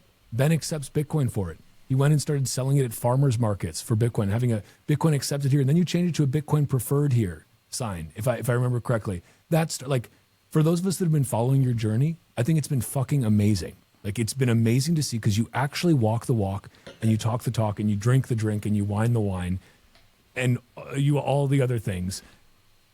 This is what Bitcoin is all about, is enabling somebody like you to do things in a really low time preference way, to create a really amazing product that people are willing to like creating such a great product that people are willing to part with the scarcest money that has ever existed in exchange for that product. That means your product is fucking good. They're like that means something. And so for you to be like, yeah, you know, I just don't really have an opinion on this. Fucking great. Like, because you don't need to, because this is not going to go on forever. This is like, right now, a lot of people this has turned into an identity politics thing. That's what's ultimately happened. It's weaponized identity politics, and it's the same. And I think that's why the slop is so particularly bad in this particular arena, is because it's ultimately just political slop. It's just dumbed down political slop. And I know a lot of people have, again, made this part of their identity. Like, that's what identity politics is, so that you can't even hear an opinion contrary to your own without taking it as a personal affront. Like, this is the definition of identity politics. Anyone that's not with us must be against us, and they must also hate children and want Bitcoin to be destroyed. And like, what we really need is to be getting daddy government in here to tell us what's okay to do, while we have fucking open source software developers like the Samurai Wallet devs, like Bitcoin Fog, like Tornado Cash, like being literally prosecuted for writing software. But you want a little bit more of daddy government to come in there. Like, give me a fucking break. And so what I want to say is, like, I applaud you for just fucking focusing on your craft, accepting Bitcoin, actually using Bitcoin, something a lot of these people who are screeching online probably don't, and just fucking living your life. Because that's what you should be doing. That's the whole fucking point of Bitcoin, is that you can just focus on your craft, try to get better at something. Try to just get a little bit better at something. Maybe try to be the best at something if you can be. Try to live your life. Focus on family. Focus on what matters. Focus on spending time outside and touching fucking grass and not being a whiny little bitch all the time. And just fucking let this stuff blow over. Like, because, like, and I'm sorry, this is going to offend a lot of people, but like, it's not going to amount to anything. Do whatever you want. I don't care. I do not care what you do. I fully support you doing whatever the fuck you want. As long as you're listening to 40 hours of Bitcoin podcast per week, we're on the same side. Maybe you're listening to more Pleb Slop podcasts than I am, but ultimately, like, I think, Ben, that you are a really great example of just like living the Bitcoin ethos. And I think we need more of that. Like, you make fucking great wine and you sell it for Bitcoin. That's fucking cool. That's just an undeniably cool thing. So fuck it. Like, and you may now, Ben, just so you know, you've now been on a podcast with me and Dick, which means you're automatically going to get labeled probably a bad actor. You're going to get put into some really just terrible memes probably. And I don't mean terrible like, oh, they're so hurtful. I mean terrible like they're just bad. Like they're just weak. They're low T memes. And you know what? Because silence is violence ultimately. Have you guys noticed that that's also a tactic that's been used? Like they literally use the silence is violence thing. And it's like, God, just like, it's just embarrassing at this point. But I digress. What I'm trying to say, Ben, is I appreciate you. Do whatever the fuck you want. Just keep making wine and keep living the Bitcoin ethos and keep orange pilling people by giving them a great product that they're willing to exchange their hard-earned sats for after they finally get orange pilled on the Bitcoin. Keep having Bitcoin be preferred. You're doing a fucking great job. You're leading by example. And the rest of you fucking listening, maybe you can't make wine, but you can do something to create more value than just posting slop on the internet. That's what I was rant concluded. Cheers, man.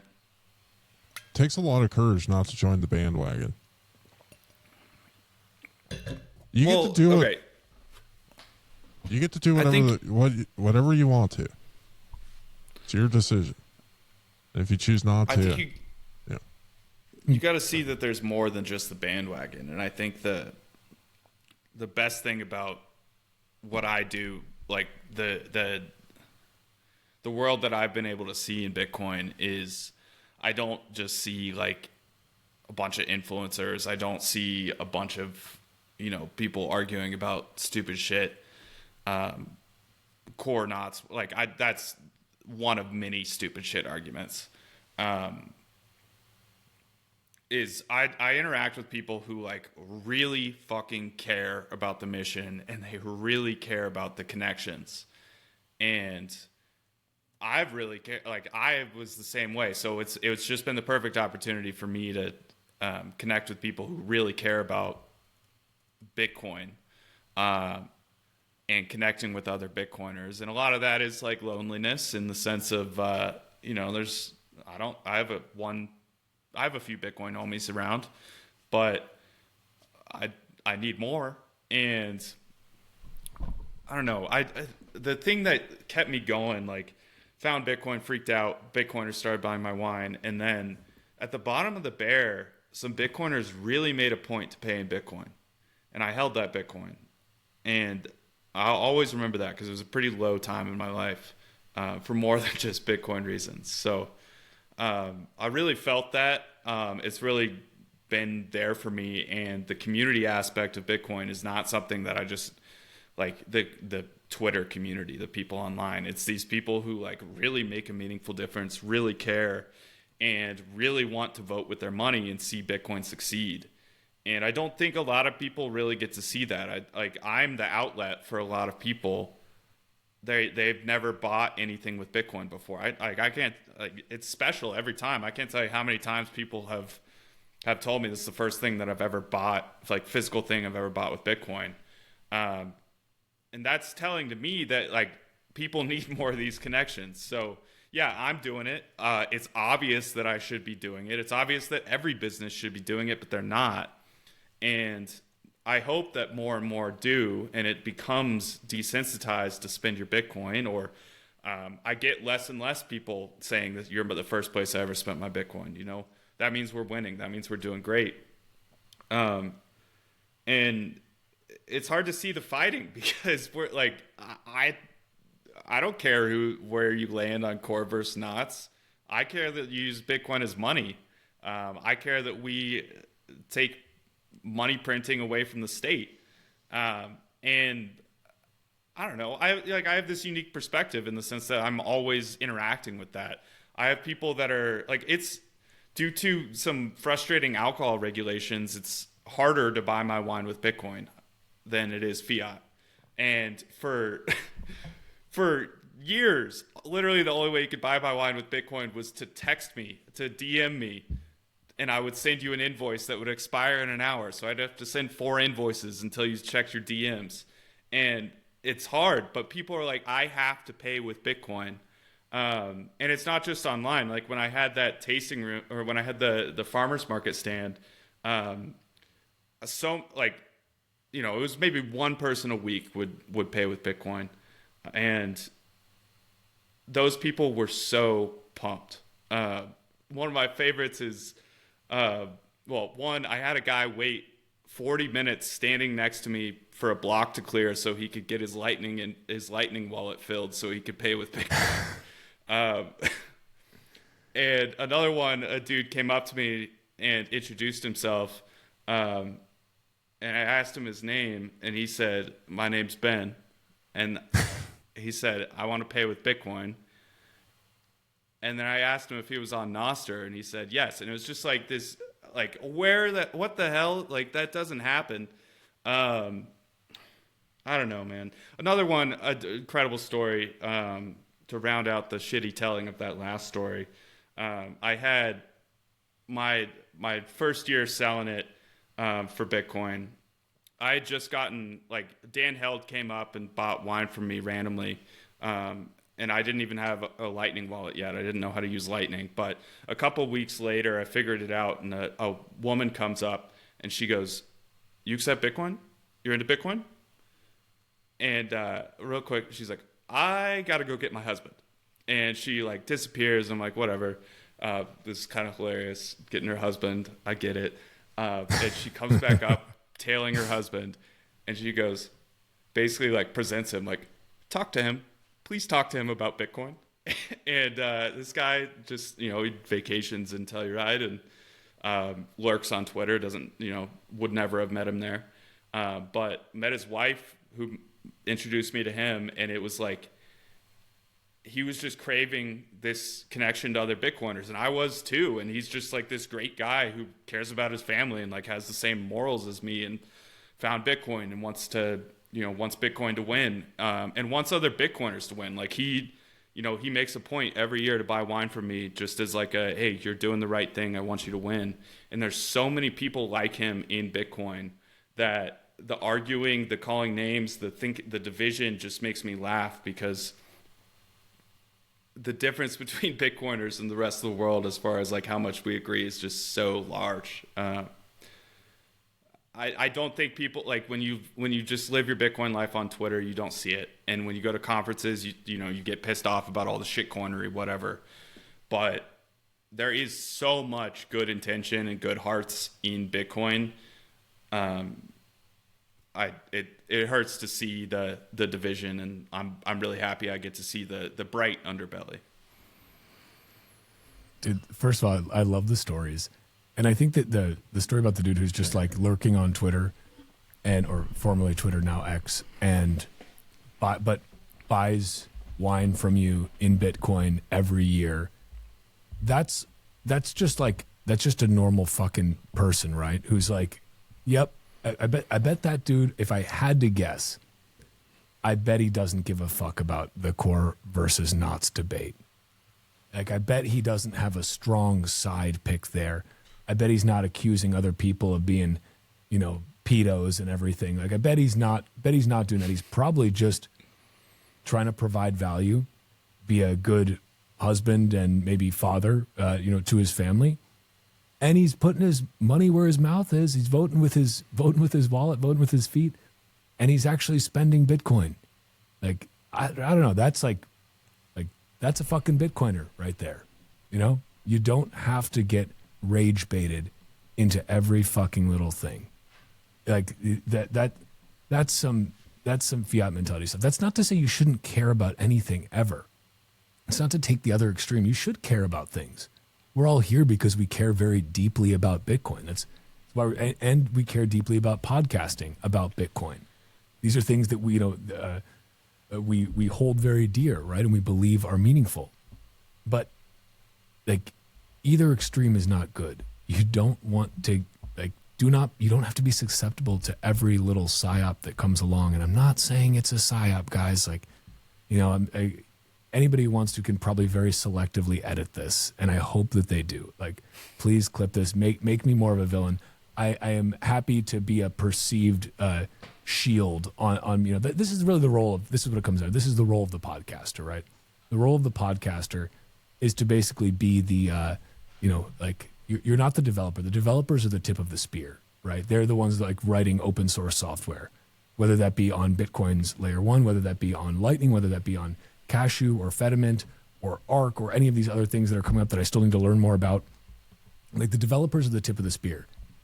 Podcasters are the shield, right? You need to be able to provide the cover. Like, and those that can't do podcast, like this is what it is. And so, yeah, I love those stories though. Like, that's got to be extremely fucking gratifying to have somebody who is like, you just randomly met at a farmer's market because his wife was like, here, please, like, talk to him about Bitcoin. Like, he's talking to me. Like, the subtext there is like, because he won't shut up about it to me, like, you please talk to him about it.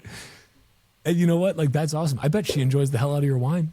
Bet she doesn't get hungover from it, that, like, no headaches there. You know what I mean? Fellas? No? Okay, never mind.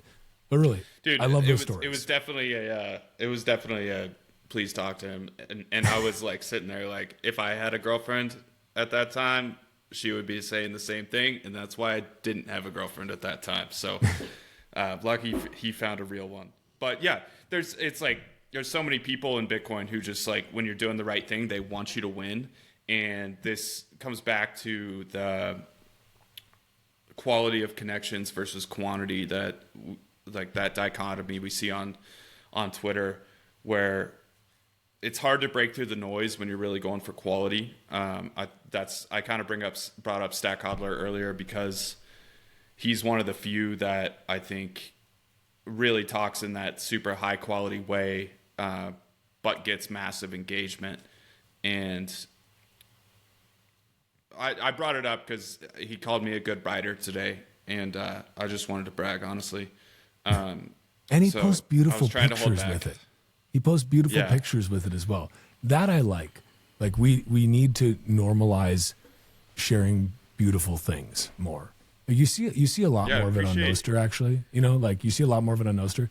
But man, like, he's also at an unfair advantage because he's in Switzerland, and it's just like, it's not even fair. Like, I was just there for my second time ever, and it's just like, this is what a first world country looks like. I thought I lived in one. This is what a real first world country is like. It's mind blowing. It really is. But I digress. Walker, your photos of the sky and it's a great day, those fire me up. Dude, I also imagine that you're like, well, do I take a picture of this flat land?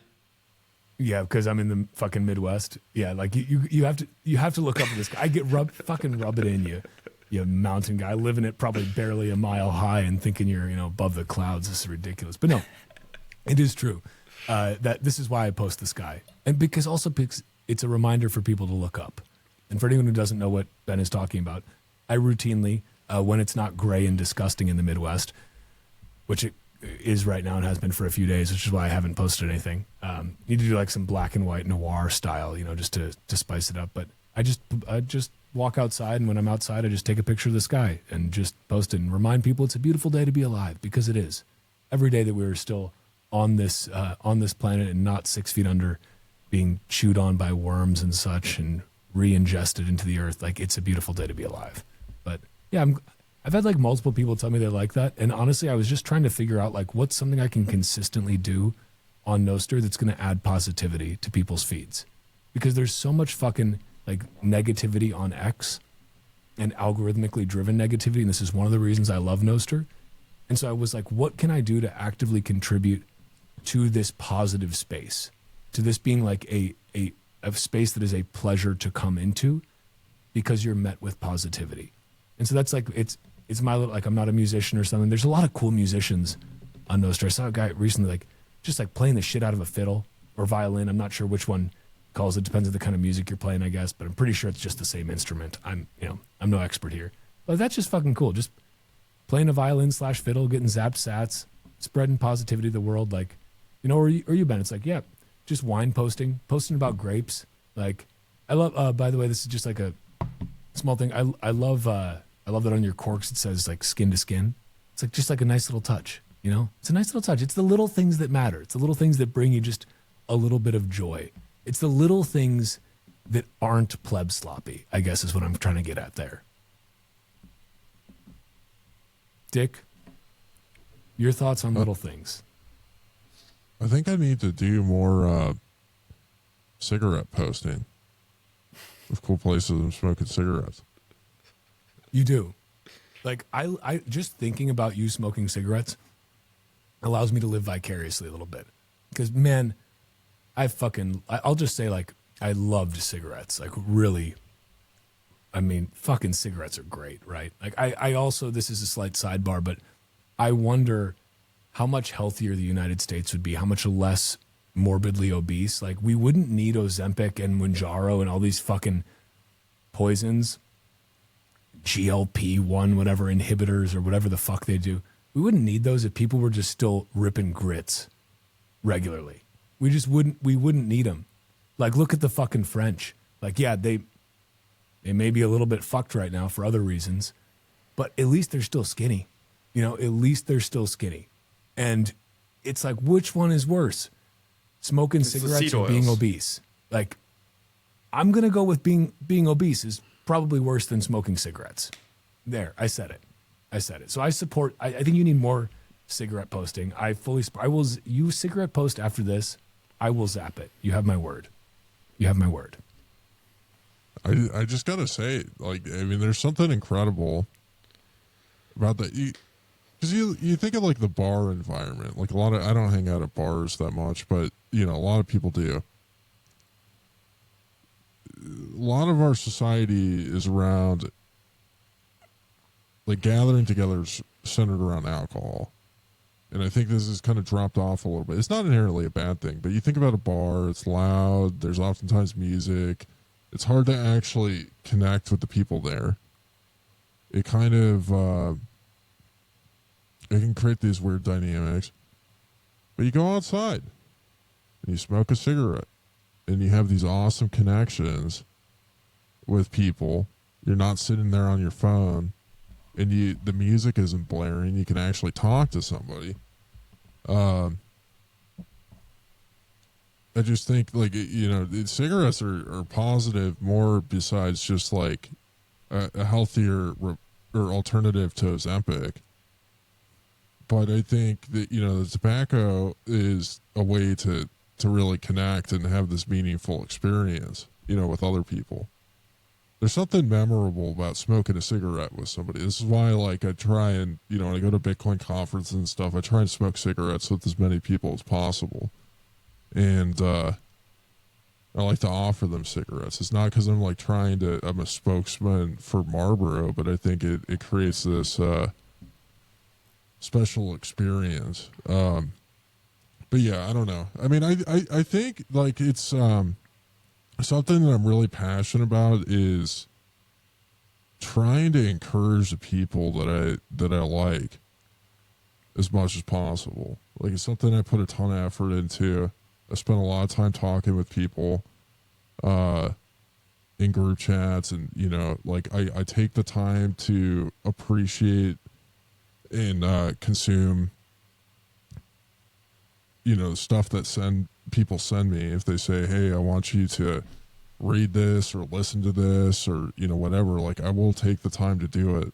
And it's exhausting sometimes because I get sent a lot of stuff, but like it's, you know, I'll take the time to try and genuinely give people feedback on it. Because like I want the people, like I think there's like a responsibility of like, okay, I think this idea is important. I want to promote this idea, and the way that it happens is like, you know, we have to tell a better story than the other guys and the competing ideas. And one of the ways that you do that is not viewing the other people in the ecosystem as competition, but viewing them as in a lot of way allies that you're trying to build each other up. Because like this is the thing of like, you know, why am I very critical with my online and on Twitter is because like what I'm trying to do is I'm not trying to tear people down. I'm trying to reframe the conversation. And I think that's very different. It's like, this sucks. Not just because, like, I mean, you look at Predator, for example. Who is he building up?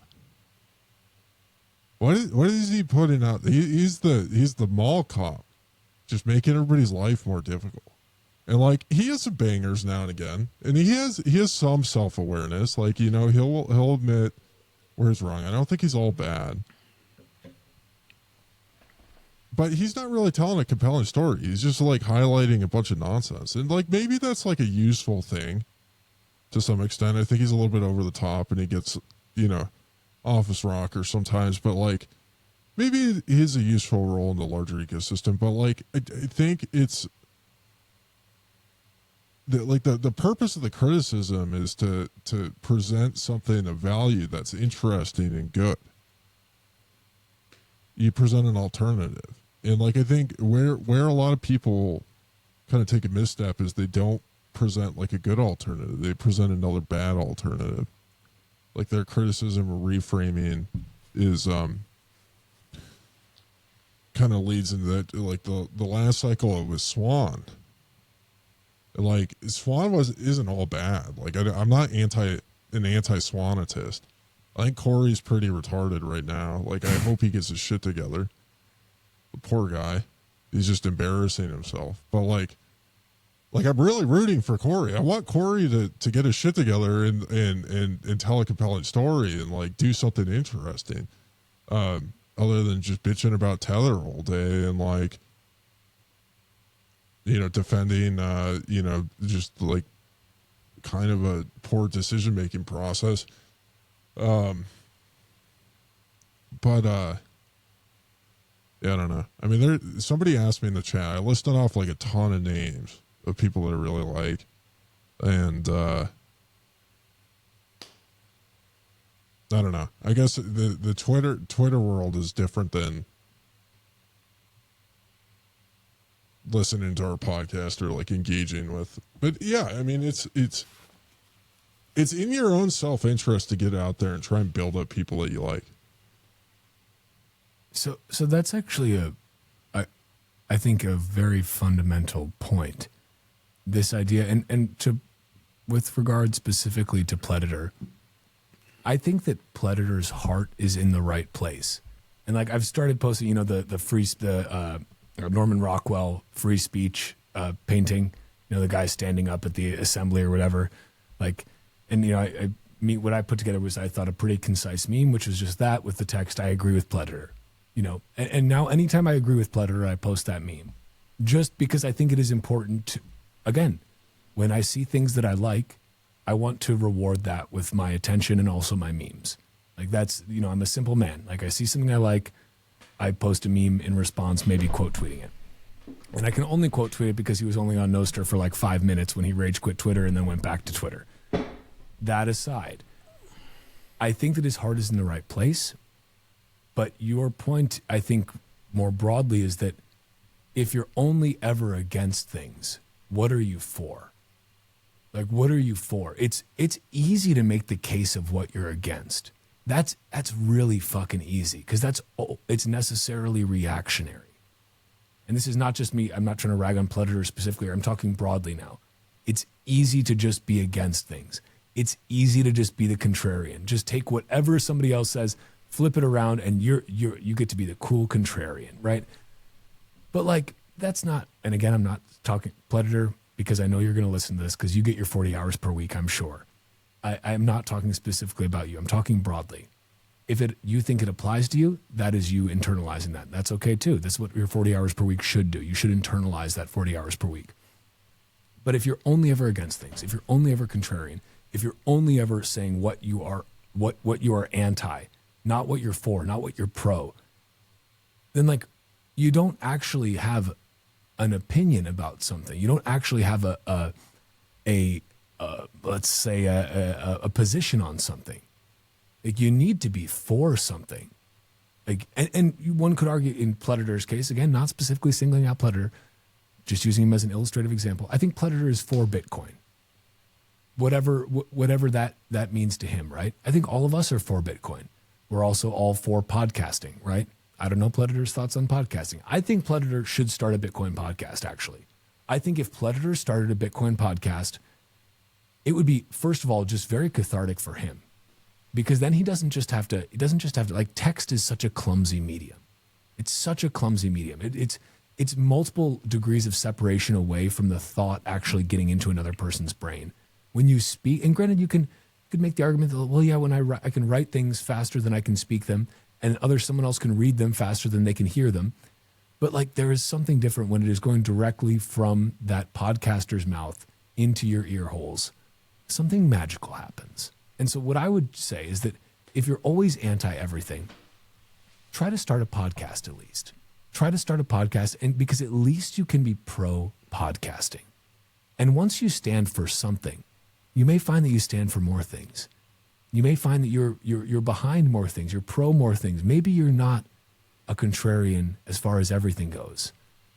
And so, again, I think this is, Dick, we've talked about this ad nauseum at this point. And ad nauseum is one of those words that podcasters love to say. And once you become a podcaster, you have to say ad nauseum a lot. It's part of kind of the right of becoming a podcaster. But we've talked about this ad nauseum, and that's the idea that if you're wondering what you should do, you should start a podcast. That's gonna, like, the answers will be revealed to you through the medium of podcasting. This beautiful medium. Shout out to Adam Curry, the Podfather. We would not be here podding without him. Granted, he would say what we're doing right now is not podcasting because there's video involved, but that's a different technicality, right? The point is, if you're against everything, I don't really care what you're against. I care what you're for. I don't care what you're running away from. I care what you're running toward. I care what draws you in, not what chases you away. Because what draws you in, what you run toward, that is the thing that truly has value. What you're running away from, that's just noise. What you're running toward, that is the signal. But I can't hear that signal when all I'm getting is just the noise of the things you hate. I want to know what you love. And again, this is not just to you, Predator, but if you want to take it, Predator, again, you're welcome on my podcast anytime. Maybe welcome on the Bugles too. I don't want to speak for the Bugle. I don't want to speak for Ben. Ben, we haven't talked about your podcast at all. Also, we haven't talked about it at all. I thought it was really nice. You did an episode with American Hodl Hodl. He identifies as Hodl. I'll call him Hodl, but just so you know, I believe that just like science says that it's Hodl. But again, like, it's fine. You want to talk about your podcast at all? Like, I thought it was pretty good. It's a different format. I liked it. Yeah, we're specifically not trying to not be a podcast, and the Tatum turn up approach. The Tatum turn up. It's not a podcast. Okay, you know what? I've seen this movie before. It's a podcast. Just say it's a podcast. It's okay. Everything is podcast. It's a shodcast. It's a show and it's a podcast. I want to come out as anti-podcast here. I don't think everyone should start a podcast, and I realize that that's the Pleb Slop Gary V advice. I listened to Gary V for years. He said everyone should have a podcast. I think you should have a journal, because you're going to say shit that you would never say out loud, that you would not say as a recording. Journal every night. most of you are retarded, and we don't want to hear what you have to say. I'm one of those people. I'm also retarded. But you have a podcast, and yet you have a podcast. Yeah. So I have a show, a Shotcast. So SoapQuest is it's ended up like 5 to 10 minutes. We're trying to have fun with it. Obviously has elements of a podcast where we interview someone, but also we're trying to like make fun of ourselves and the topics at hand. It's kind of a blend between a podcast and Dick Greaser's Twitter feed, I guess, but maybe a little bit less like on the nose and serious and starting shit with people. I in the beginning of October, I was October 3rd, I interviewed Jeff Booth, and Bitcoin had just pumped like 10K that last week, and I asked him how he was enjoying October, and then everything went downhill from there. So it's your fault. It's not. Yeah. You tried to let Danny Knowles take the heat for this sweet, bald, shiny-headed Danny. You tried to let him, a fellow podcaster, you tried to let him take the heat when it's really your fault. How dare you? How dare you, sir? Look, the one thing I've learned about myself is that I am a top signal, and I try to lean into that. So, anyways, that's just a great thing to have on camera that I had asked Jeff Booth. He laughed, so he agreed. So I got Jeff Booth on my side, but. Yeah, we're figuring stuff out at this point. We're kind of still in an amorphous zone, but the idea for SoapQuest is we're really focused on, the interesting story, the influencer that gets us clicks. It's awesome, Let's just have Hodl on because he's really good at vlogs. But the real focus of the show is that we want more businesses to do what I did in their own way. And I built my business to where, like, I just want to build a business that I enjoy doing. That involves working with Bitcoiners. Most businesses are not that. So it's introducing Bitcoin-friendly business, like maybe the CEO is a Bitcoiner, but introducing these people to Nostr and to Bitcoiners as customers and trying to get them set up in all the right ways and introduce Bitcoiners to these businesses because I think that I'm blanking on the laws because there's so many laws of all these different smart people things. And so it's a thing where like the value of the network is how many nodes versus the value of the network is how many like actual important nodes matter. And I guess the comment there is like, it doesn't matter how many Bitcoiners exist. It matters how many, like, if we want Bitcoin to be money, you need both sides. You need the people who are producing goods and you can buy them with Bitcoin versus the people who are also willing to spend Bitcoin. And the kind of the fundamental principle I've come back to in all this is it's not freedom money if you have to convert it back to slave tokens in order to spend it. And we want to really build the Bitcoin economy and show these businesses that are building the best shit. Like we don't want to feature people that aren't building good stuff. So we want to showcase these businesses as like, you're building the best shit. You're a Bitcoiner.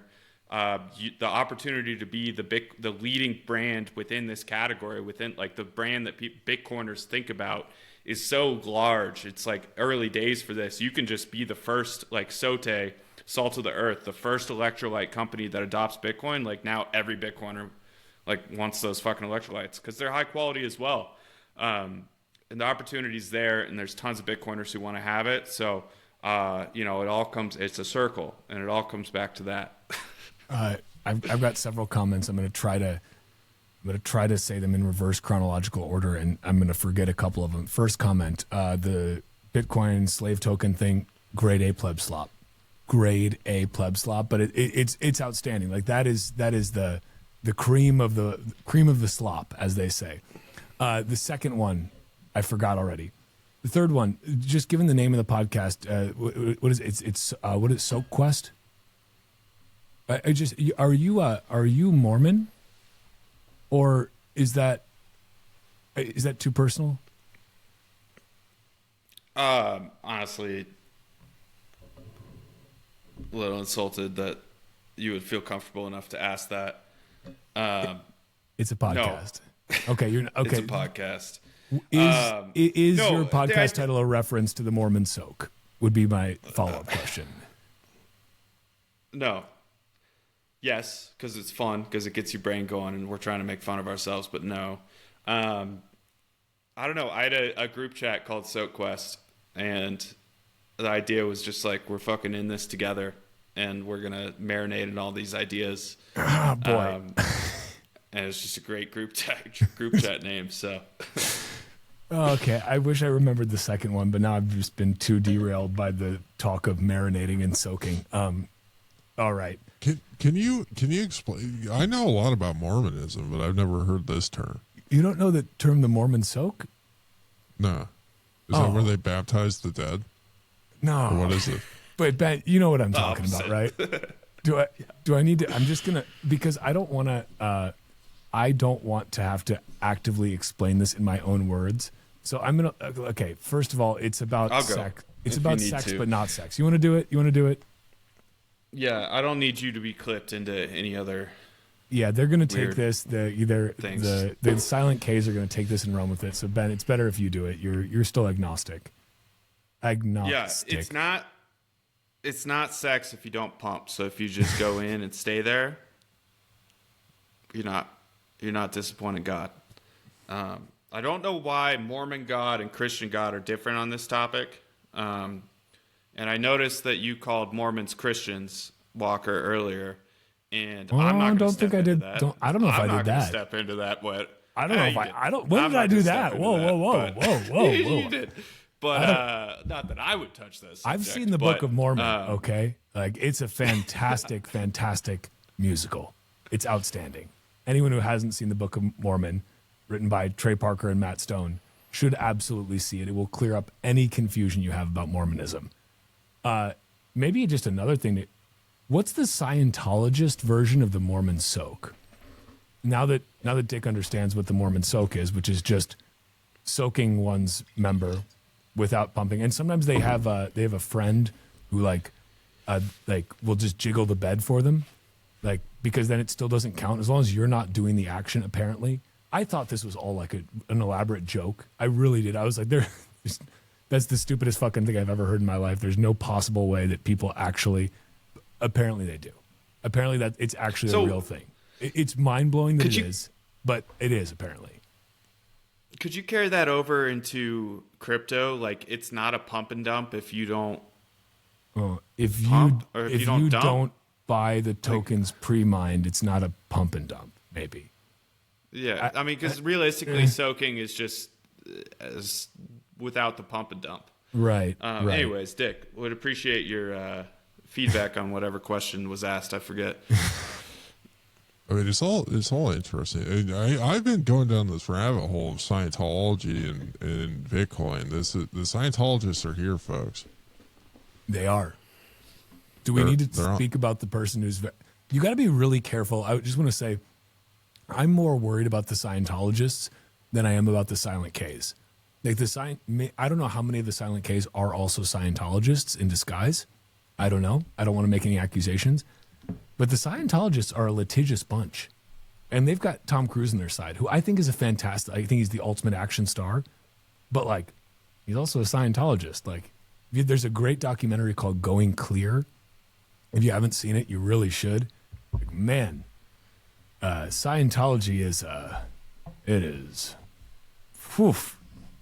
it's fucking nuts, man. It is really, really nuts. Wow. And have you guys seen this doc? It's oh yeah, of course. Yeah, okay. I spent way too much time researching Scientology. It's mind blowing, is it not? It just seems like a pretty elaborate blackmail scheme, right? That's what we're dealing with ultimately. Well, a lot of these cults that have risen up,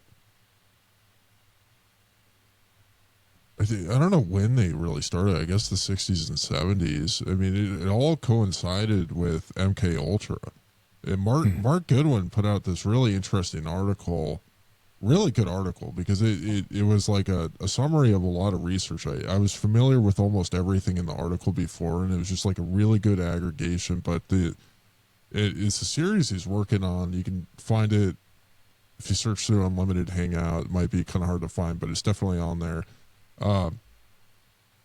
Going through the history of Scientology, the CIA, and MK Ultra, and it's a very interesting read. But yeah, I mean these like I feel like part of the reason why I like researching these cults and researching, you know, the mind control techniques that they use is that they were, I feel like they were the testing grounds to be able to export this to the general population. And a lot of the techniques that, you know, were experimented using and documented use on these people, you know, are being used in the broader society, in the you know, groups like Scientology could be seen potentially as you know, essentially grooming these people to go out in the world in positions of power and influence, and essentially operate as Manchurian candidates of a, like, maybe not literally, but, you know, very heavily influenced and controlled individuals.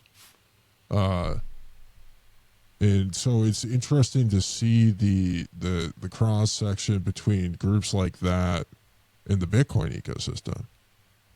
It's very interesting. I mean, it's very interesting to you know, just read about overlaps with like Jeffrey Epstein and Bitcoin Core. And while it's not like, okay, he was a significant funder trying to influence, like there's overlaps between these power structures and people being involved in this ecosystem. It's just fascinating to see how the levers of power and influence work. And I feel like being generally aware of it, you can kind of get out of trouble or stay out of trouble a little bit. Yeah, I mean, I think we all know that Jeffrey Epstein was a proponent of Core V30. That much is clear from my research, at least. Yeah. But no, in all seriousness, it is wild, and I think it's important to pay attention to these things because there's like speaking of Scientology specifically, like, and I won't name names, but there are people who rise into prominent positions as pseudo figureheads and new, you know, like new golden boys or girls maybe, but boys of you know, Bitcoin Pleb Slop, who are very prominent Scientologists, publicly so. And again, like, why don't you just do your own research on this, because I don't want to. This is I don't want to do my own research. This is a you want to. This is a dangerous game. The Scientologists are. This is we'll communicate about the Scientologists offline, but I'm just saying, if you Googled Bitcoin, Scientology, real estate, you'd probably find them pretty quickly. Anyway, that's all I'll say about that. Just go to my Twitter page and search Scientology, and you'll see my posts and thoughts. Dude, it's such a fascinating rabbit hole, though. It really is. Like, because again, it just is. It's so patently absurd. Like L. Ron Hubbard, the guy who like created Scientology, he was a science fiction author, and he wrote about these these ridiculous science fiction stories, then literally turned them into a religion. And like part of the religion is getting audited and, quote, going clear and confessing all of the bad things you've ever done in your life, like, and they're recorded when you confess them. And then it's like, this is a gross oversimplification. There's surely much more to it, right? And let's not even get into the thetans in your past lives. But like, it's all just like an elaborate blackmail scheme. And it's kind of fucking nuts. But there's a lot of really powerful people who are Scientologists. And it's just like, okay. I started reading Dianetics because Dick Whitman keeps on every time I post about Scientology, he keeps on telling me that I need to read Dianetics, and I'm a little bit in. It's very fascinating. I mean, a lot of the language that's used is very similar to a lot of the Bitcoin Pleb Slop and a lot of like just general conspiracy theory type thing. Like I think there's individuals that feel like there's something wrong with the general world or society around them are very vulnerable to be preyed on. And you see this a lot with the shitcoins, where people get wrapped into like they're kind of doing these similar strategies with Zcash. And Bitcoin has reached this point of prominence where it almost feels like a dominant incumbent like entity, and you see these people that have been kind of on the fringes and periphery are rejecting it as a result of that, and they kind of have their weird conspiracy theory Pleb Slop takes that are similar to Dianetics. Like I was tagged in this like ridiculous thread with Mark Goodwin arguing with this guy, and Mark asked this random guy that had like fuck Bitcoin in his profile description. The guy asked Mark asked the guy, does he think that Bitcoin or fiat is more Zionist? And the guy started going off about like how Bitcoin is more Zionist.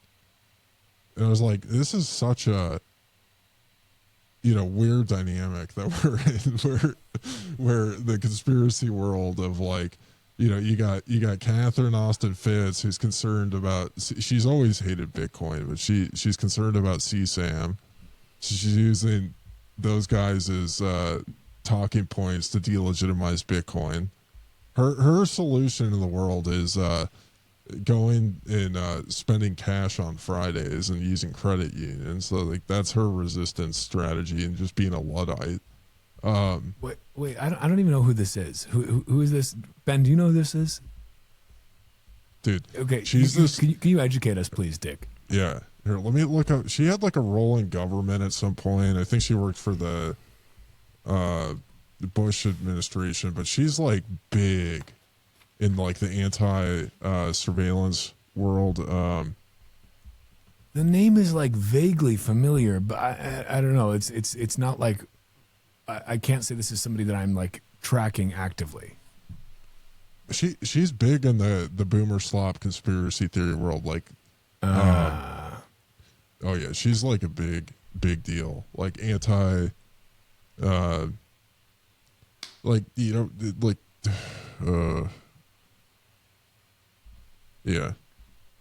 I just looked her up on Wikipedia. I think I do know who this is. Yeah, okay. but you can't trust that. Well, yeah, that's true. You mean Wokepedia? No, thank you.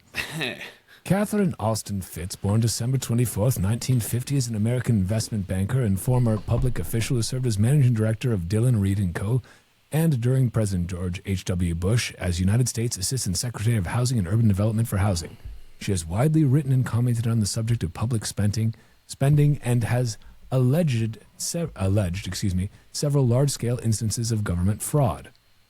Okay, that's what Wikipedia gives me on the top line. So what's the real deal then, Dick? She has like a publication called the Slurry Report. Well, what's the real deal? Well, it's really nuanced, and like it's just these people are spewing this nonsensical slop. They don't understand the technology. Like they're going after Mark. I'm watching them go after Mark. He gets it a lot where they call him a crypto bro, and they think this technology is inherently bad because it's digital, and like there's a lot of problems with stuff that Bitcoin is being used for or could be used for. There's a lot of like really bad actors interacting with it. Like you got groups like Chain Analysis and other ones, and a lot of the KYC mechanisms that are really potentially accelerating or Yeah, I was looking at your website. I like it. I like that you have like a buy with Bitcoin, like right at the top. Yeah, it's cool. It's cool. But yeah, I don't know. I mean, it's just interesting. Like there's a lot of FUD to be busted. And what's funny about, you know, these people like Catherine Austin Fitts and the thing that's exciting about Bitcoin is it's actually a vehicle to do something. Whereas a lot of these conspiracy theories, like what is Alex Jones's message? To vote for Republican and buy supplements. What is let's see. I don't know. There's all these guys that are the guys that were conspiracy theorists back again when they were the counterculture, but they're not the counterculture anymore. And like that's the thing. It's like your favorite hipster indie band going mainstream, and it's like shit. I just like something that's mainstream now. It's like when you're just another mouthpiece for the incumbent regime. It's just like it's not cool anymore. The second you stop being able to speak truth to power, as fucking lame as that sounds, but like that is the essence of it, right? As soon as you stop being able to do that, you're done. You're absolutely done. And so like like Alex Jones, like fucking like what a wild career that guy's had, right? And like would just like you look at those early videos of him just like getting up in people's faces and just calling them the fuck out. And now it's like so many people have just been basically like, yeah, well, they end up just playing the same games that they would give other people shit for, which is just being a mouthpiece for whoever's in charge because you like the guy, and like whatever, more power to you. You're a little bit older now. Your TRT injections only get you so far. And it's like you don't have that youthful vigor that you used to. You're a little too tired to be a counterculture proponent anymore. Like it's okay. You're just mainstream now. Like you look on X at any given point, it's like Alex Jones is like one of the main streams up there, a couple 100,000 viewers at any given time live, and it's like it's like you're the new mainstream, and that's cool too. Like it's amazing that it's not just the fucking CNNs and MSNBCs and just like the Rachel Maddow screeching at you anymore. Like at least it's Alex Jones screeching at you. But like, make no mistake, it's like unless you're willing to call out the truth, you're not really any better. Like just because the guy that's in power happens to be a little bit better than the shit rag, it's like the South Park skit that like, oh, like we're a giant douche family here. We won't be voting for turd sandwich. It's like, fuck. I don't know. It's just it's also ridiculous at a certain point. But I think Mark Goodwin gets a lot of shit unfairly. A lot of times I've noticed this like quite frequently. I think the guy tries to do his best to tell the truth. He does. I can't accuse him of pleb slop because generally the plebs don't like what he has to say. Like it's usually he's not pushing these like bullish moon boy narratives. He's pushing very much like, hey, this is the thing I'm concerned about, and maybe like you should read more about this. And then people are like, reading. I don't know about that. Like, and granted, I'm a podcast guy too. So like, reading's scary, but I don't know. I think we need more people who are not afraid to say like, hey, here's a super fucked up thing that might be happening. Like maybe it's worth taking off your, orange colored glasses for a second and admitting that like shit may be a little bit fucked up. But also Mark is like a hardcore Bitcoiner. Right. And so then you've got these like, kind of like these Luddites, as you called them, Dick, who are coming after people like that, who are just going to have that knee-jerk gold bug reaction that anything that's digital is necessarily bad because it must be co-opted, because they haven't actually taken the time to look at this and say, oh, wait, okay, like Bitcoin can't be co-opted in that way. Like it's just not possible. Like, but I don't know. At the end of the day, all the people that misunderstand Bitcoin constantly give us an incredible counter signal and tell us how early we still are. The more gold bugs I see dunking on Bitcoin, the more fucking TradFi or just fucking retarded fiat economists I see, the more Steve Hankies I see dunking on Bitcoin. I'm just like, yes, inject that directly into my veins because that is just incredible counter signal. Like I want more of that. I want you to dance on Bitcoin's grave because it's just going to rise from the fucking ashes and burn your face off, and then like wear your face as a small little fedora hat. Yeah, I don't know. I think Bitcoin's at a stage now where, and like, I don't want to be complacent here, but like, I believe that it's at a stage now where like these fucking naysayers just, there's nothing they can do. Like if China banning Bitcoin however many times they did and then banning mining, if that didn't wreck Bitcoin, if like one of the most authoritarian governments in the world cracking down on it didn't actually hurt Bitcoin and actually made Bitcoin stronger, then fuck, like I'm just not too worried about like these fucking Luddites, you know what I mean? Like it's just Luddite slop ultimately. Yeah, I'm not worried about them either. I just think it's interesting. I think yeah, I don't know if Bitcoin can be co-opted. I just think it's important for the people interacting with it not to just like completely turn their brains off and yes, you know, continue to be sucked into the matrix. Like that's the future. Like there's I don't know what's going to happen. I mean, government's going to fall and they're going to change, and you know, power structures are going to shift, and you know, the question is like just how like crazy and tyrannical is the future going to look. And like I think as long as individuals are willing to do things like Ben, you know, and be active participants and like actually try and you know, build things that, you know, support individual freedom, might not look that different from how it has today, but hopefully with softer economic times, and you know, theoretically even could be better. But yeah, I don't know. Wait. Lest we forget, you claimed to have a Peony Lane wine Pleb Slop pickup line. I actually don't know if it was Pleb Slop, but you did. Oh, yeah. We said we'd bring it back to this. I think we need to bring it back now. Do you still have it? Is it still there, Dick? Yeah, I did a whole article on this, and I'm probably gonna, you know, expand on them as I think about them. But I did a bunch of Pleb Slop pickup lines. Well, you know, one of my favorites in there is, "Hey girl, are you a Penny Lane wine? Because I can't stop drinking you in." Or wait, is it? No, it's like the more I drink in, the better I feel. The more I drink you in, the better I feel. That's what it is.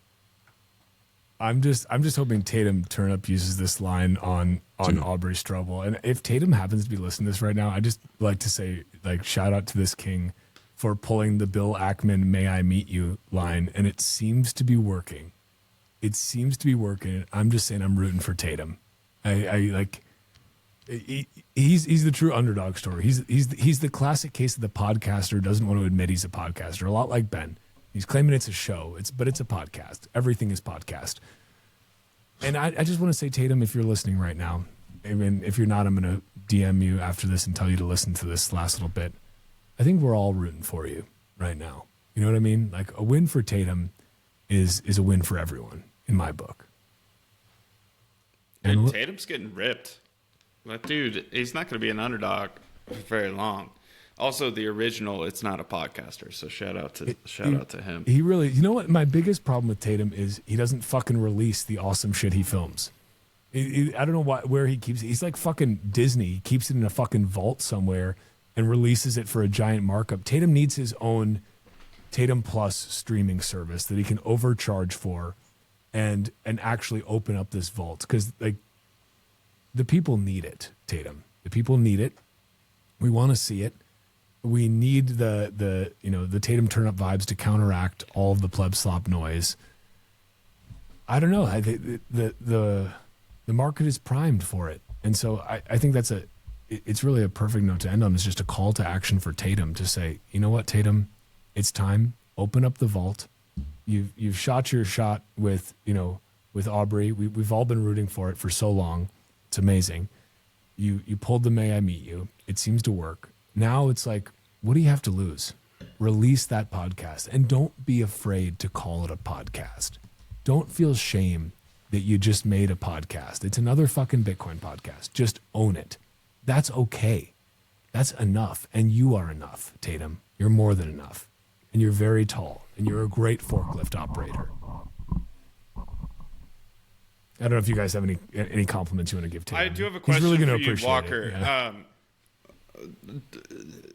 Sorry to bring the topic off of the majesty that is Tatum, but I noticed you have, I'm not sure if that's an aerator or a pouring extender on your wine. I'm wondering both. if you notice a difference on, like, if you poured 2 glasses, open a cork, pour 2 glasses, one with that, one without. I wonder if you notice the difference. I'm curious.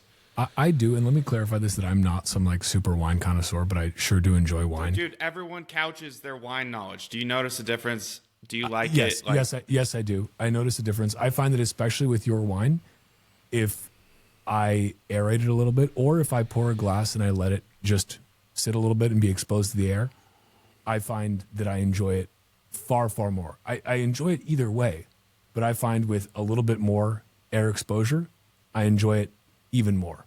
And so that's why I actually specifically ordered this a couple of days ago, because I was like, I know that I like to have Ben's wine a little bit more opened up to the air.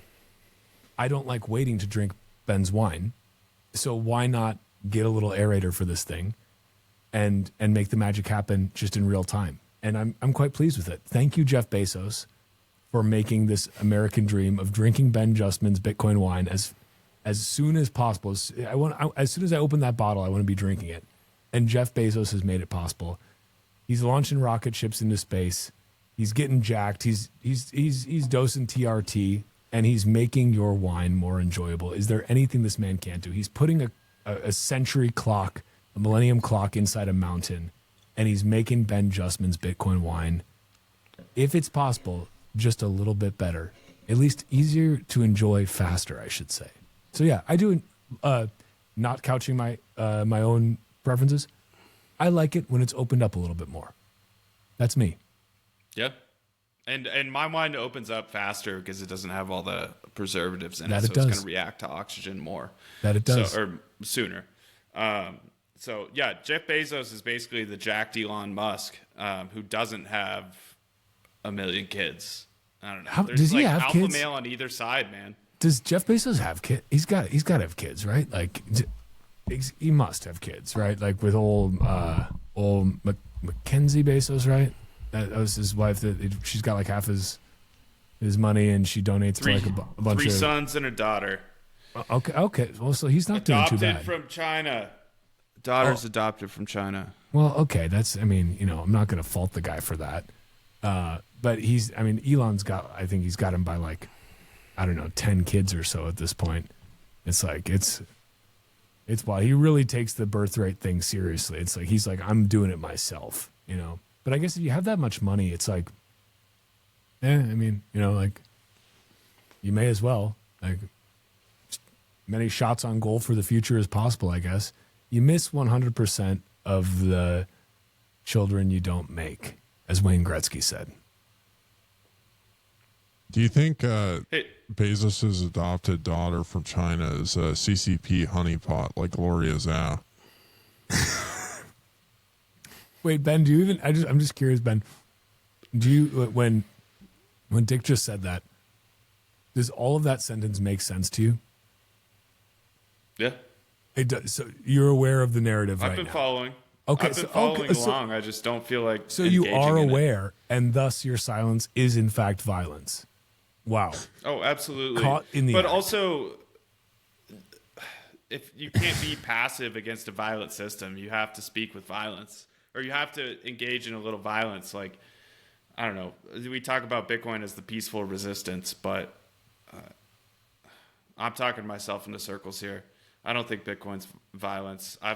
That was like the early Pleb Slop arguments that I got into, was whether Bitcoin was violence or not. I don't think it is. I'm at this stage right now where my son is like, he's going to be real big. Like I'm almost Tatum turnip tall already. Not quite. And I don't drive a forklift. So like I'm, 0 for 2 there. But I'm a reasonably tall man. My son is gonna probably have me by a few inches. I think like he's gonna be in like the 6'6" range if I had to guess, judging by his like 99 plus percentile readings right now.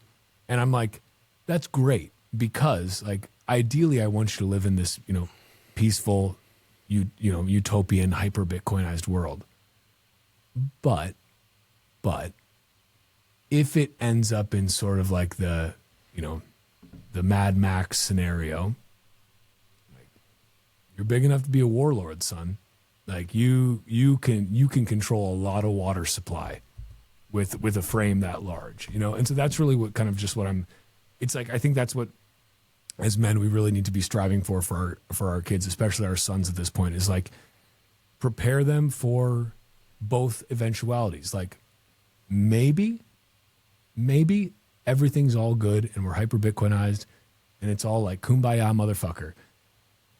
And maybe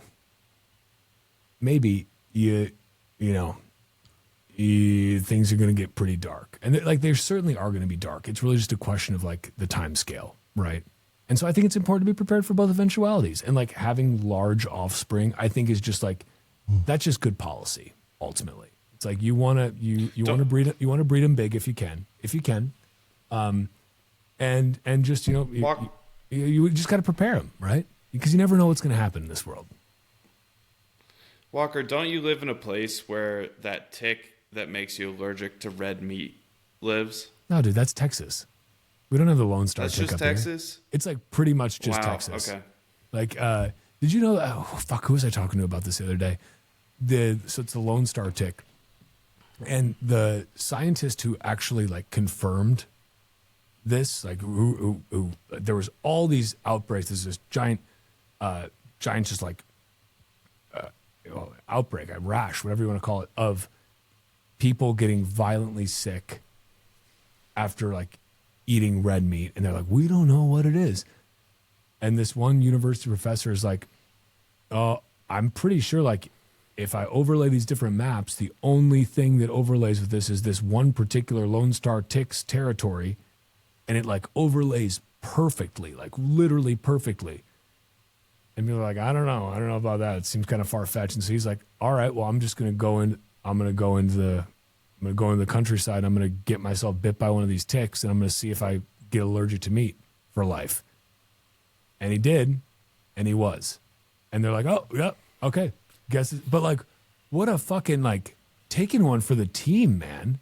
But like that's a sacrifice. Being like, I'm pretty fucking positive that if I go out and get bit by this tick, I'll never be able to eat red meat again. And then doing it and being like, yep, I was right. Can't ever eat red meat again. Like, but I did it for science. Like, fuck, man. That's some hardcore shit. Like taking one for the team. That is true sacrifice right there. I don't know if I could do it, but I'm not a scientist. I'm a podcaster, So take that as you will. But that shit's scary, man. That's legitimately like, I've had Lyme disease before from deer ticks. Because I'm from bumblefuck nowhere, Wisconsin, and like you just get it there, and it is the fucking worst. Like it's really bad. I lost a shitload, like I don't know, probably like 20 pounds when I had it. It was like I was a teenager at that time. Got just like had some like fucking weird visions. Felt like I was tripping. Watched every James Bond movie ever made, though, on Turner Classic Movies at the time. You young folks won't even know what Turner Classic Movies is, TCM. But boy, it was great.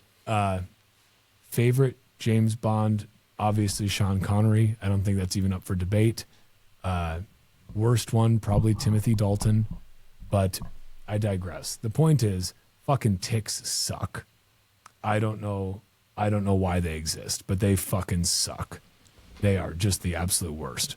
So don't get bit by a Lone Star tick or a deer tick, because it's going to make your life fucking hell. Specifically the Lone Star. You said you used to have Lyme disease. You reversed it? I don't know how that works. There's this misnomer that Lyme disease is always chronic. Like if you get it, you're stuck with it for life. This is not true. Like these same sort of people, I think that if you get COVID once, you automatically like have this like long COVID thing. It's just not true. Like the people who get chronic Lyme disease, Like I know one of my buddy's dads was a forester, like for the DNR, and so he was literally out in the woods, like literally every day in the deep woods, and he got it like a dozen or couple dozen times, like got it so many times, and was like then always had it kind of low level in his. It was like if he was ever tested for it, he'd always have it in his system. The average person, as long as you catch it quick enough, and I was actually misdiagnosed by some fucking retard doctor in my podunk town, and like told me I had something different. He's like, you just gotta wait it out. And, like waited out for a few days. Shit got really bad, and like happened to have a doctor who lived in my street who wasn't a dumbass. And he was like, you obviously have Lyme disease. You should just take antibiotics, and this will be fixed up in like a couple of days. And that's what happens if you take antibiotics, and you catch it reasonably early. You're totally fine. Where you get into a problem is if you don't catch it early. If you have a retard doctor who tells you it's nothing to worry about and shake it off, or it's some other thing, and you go like weeks on end or months on end without being treated, you don't get antibiotics, you could be fucked. But like it is literally like it is cleared up like fucking within a couple of days with a basic antibiotic regimen. But so like not everybody who gets it has chronic Lyme. If that answers your question, it does fucking suck. Yeah, that's though. interesting. It fucking sucks. I just don't know a lot about it. I knew a guy one time that talked about having chronic Lyme disease, so that was kind of what informed me asking him a bunch of questions. Is kind of what it informed. That's interesting. It really does suck. And the Lone Star tick thing is one of those things where I'm like, this is just a little too convenient, right? Like, did Bill Gates and this tick have a talk? And they're like, you know what? Maybe you should just make these people like Beyond Meat a little bit. Their stock price is going to zero because nobody wants it. But what if they had to eat it because they'll just die if they eat red meat? I don't know. Some of it's just a little bit too convenient. Maybe it's the Scientologists too. I don't know. I don't know anymore, guys. I don't know. But what I do know is we've been on here, guys, for almost 3 hours. This was a proper podcast. I'll say that. I've enjoyed this thoroughly, gentlemen. I really have. I'm glad we did this. I'm going to keep doing this anytime my wife is either out of town or asleep, I think, and Bitcoin is dumping. If Bitcoin's ripping, I don't think it's appropriate to do these kind of shows. Like that's not the vibe that I want, right? Then it becomes too much pleb slop.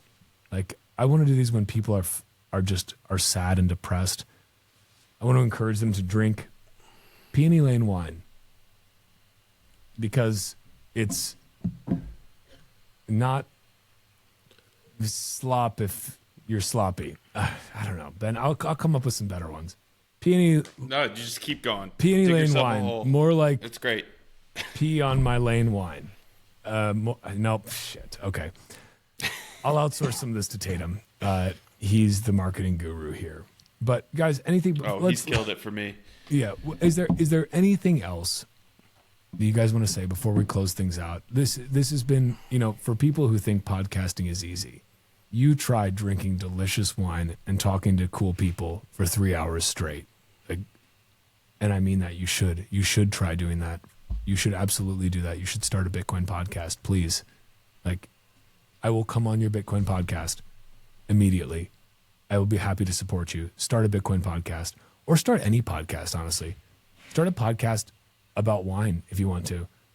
Start a podcast about the Mormon soak like Ben has. It has nothing to do with wine, all to do with Mormon soaking. Start a podcast about what real journalism is, like Dick has. And start a podcast about what's behind the podcast, like Dick and Rod also have. Just start a podcast. You are the media now. You can't let Alex Jones have all the fun. Give it a shot. You guys want to end with anything? Anything else that's tickling your fancy? Yeah, I want to shout out a couple people that I think are doing interesting things. My buddy Avi Burra just wrote his second book called July 18. So his post on Twitter says, I wrote a surrealist, literary, and philosophical epic about the world Bitcoin makes possible. I've yet to read it. It's on my list. I got to go read his first book. He said he's working on his third book in the installment. I think it's cool. I think he's a good storyteller. He's doing some cool stuff with his Finding Home It's awesome. series. And then my friend Noah Grumman is currently touring, playing. She's on Twitter. She's on Nostr. But she's touring, doing like 14,000 people stadiums in Europe right now. And that's pretty cool. She's an incredibly talented musician. One of the best in the world. I think the best in Bitcoin. I think she's the best musician in Bitcoin as a singer. And she's also conducts a choir. Yeah, she's so talented. But yeah, check her out. Stardust, right? Yeah, Stardust. Yeah. And then Ben here. Ben's telling compelling stories. I didn't even know about your show you're doing, so I'm gonna have to figure out how to get my Nostr thing working. And what are you talking about? Get your Nostr thing working? Who have I been tagging this whole time? What? Have you not? No, I'm on there. I'm just like I'm talking about the process of waiting 5 minutes for it to load on my typewriter. Just typical Nostr stuff. Not literally 5 minutes. I'm exaggerating, but yeah, we were actually streaming to Zap.stream at one point here, and for some reason it dropped off. It may still have to do with the Cloudflare issue. I don't know. But all I do know is that while Nostr, which I identify as a Nostr sayer, not a Nostr sayer, but that's just me. I like to pronounce things correctly, like hodl, not hodl, unless he identifies as such, which is, again, I respect that. But while X was down this morning, I was still able to post on Nostr about how X was down. And I think it's an important thing to point out that, like, X is the place that people would go to talk about other sites being down. Where is the place that you go to talk about X being down? Well, it's Nostr. That's a little bit of a signal right there. But totally. Ben, what do you want to end with? People should check out, it's pennylanewine.com, right? And if you do /Bitcoin, you can just fucking pay in Bitcoin right there. You ship mostly all over the U.S. You don't ship abroad, right? Because the fucking laws and fucking the state being a fucking bitch. Correct. I looked into shipping to Canada, as I've been asked by a lot of Canadian Bitcoiners, and the only way I shipped, there was one time I shipped to Canada, and it was because a dude had his best friend ran an import company. So I had an alcohol lawyer look into it for me. It's not going to happen. They don't want my wine. Why do we have alcohol? We don't need alcohol fucking lawyers. Just make the laws better, for fuck's sake. Jesus Christ, it's not fucking prohibition, for Christ's sake. Let the alcohol flow. Let the cigarettes burn. Jesus Christ, get the state out of our fucking business. Sorry, continue. People think it's regressive, and it's just all these old laws. States like Utah get the meme thought that everyone has, but starting I believe in the beginning of 2024, it might have been the beginning of 2025, Virginia changed its laws, so legally not allowed to ship to Virginia. And it's the frustration's dude, why don't you ship to me? It's I would love to, dude. They don't want you to enjoy my wine. They want to protect their own Talk industry. To the fucking government. Fuck. Yeah. But the thing I'm most psyched about is Nostr these days. Really kind of just in thinking deep about it and a little bit projecting, it is relatively slow. But something beautiful about it is my primal has sucked all day today. Nothing has loaded. But I just moved to Amethyst and things moved, and I saw some cool new features that I hadn't used with Amethyst in a while. And to me, thinking about Nostr these days, it's Nostr is the owned media. It's a combination of email and social media, where you have the scaling of social media and you have the owned audience of email, and you don't have to have a cucked social media account to be able to survive. I saw that beer right after the one. No, it was just because there was a little bit of sediment at the bottom because it's so natural. and I just needed the cool, refreshing taste of a fine Pilsner beer. Miller Lite, 96 calories, flip that upside down. You know what it is. It's 69. Miller Lite, please sponsor this podcast by sending me a pallet of your fine Pilsner beer. Please continue, Ben. Well, it's not a conflict of interest because they're a beer, not a wine. Shill. They're not. It's not a conflict of interest, just so you know. They're a beer. It's cool. It's cool. Continue, please. Well, I don't know. Anyways, it's just like the opportunity. If you're trying to like build something and you want to be an early adopter, you have to be on Nostr, especially if you're in the Bitcoin world. And I'm curious. Well, actually, I have one last thing, and I have a question for Dick.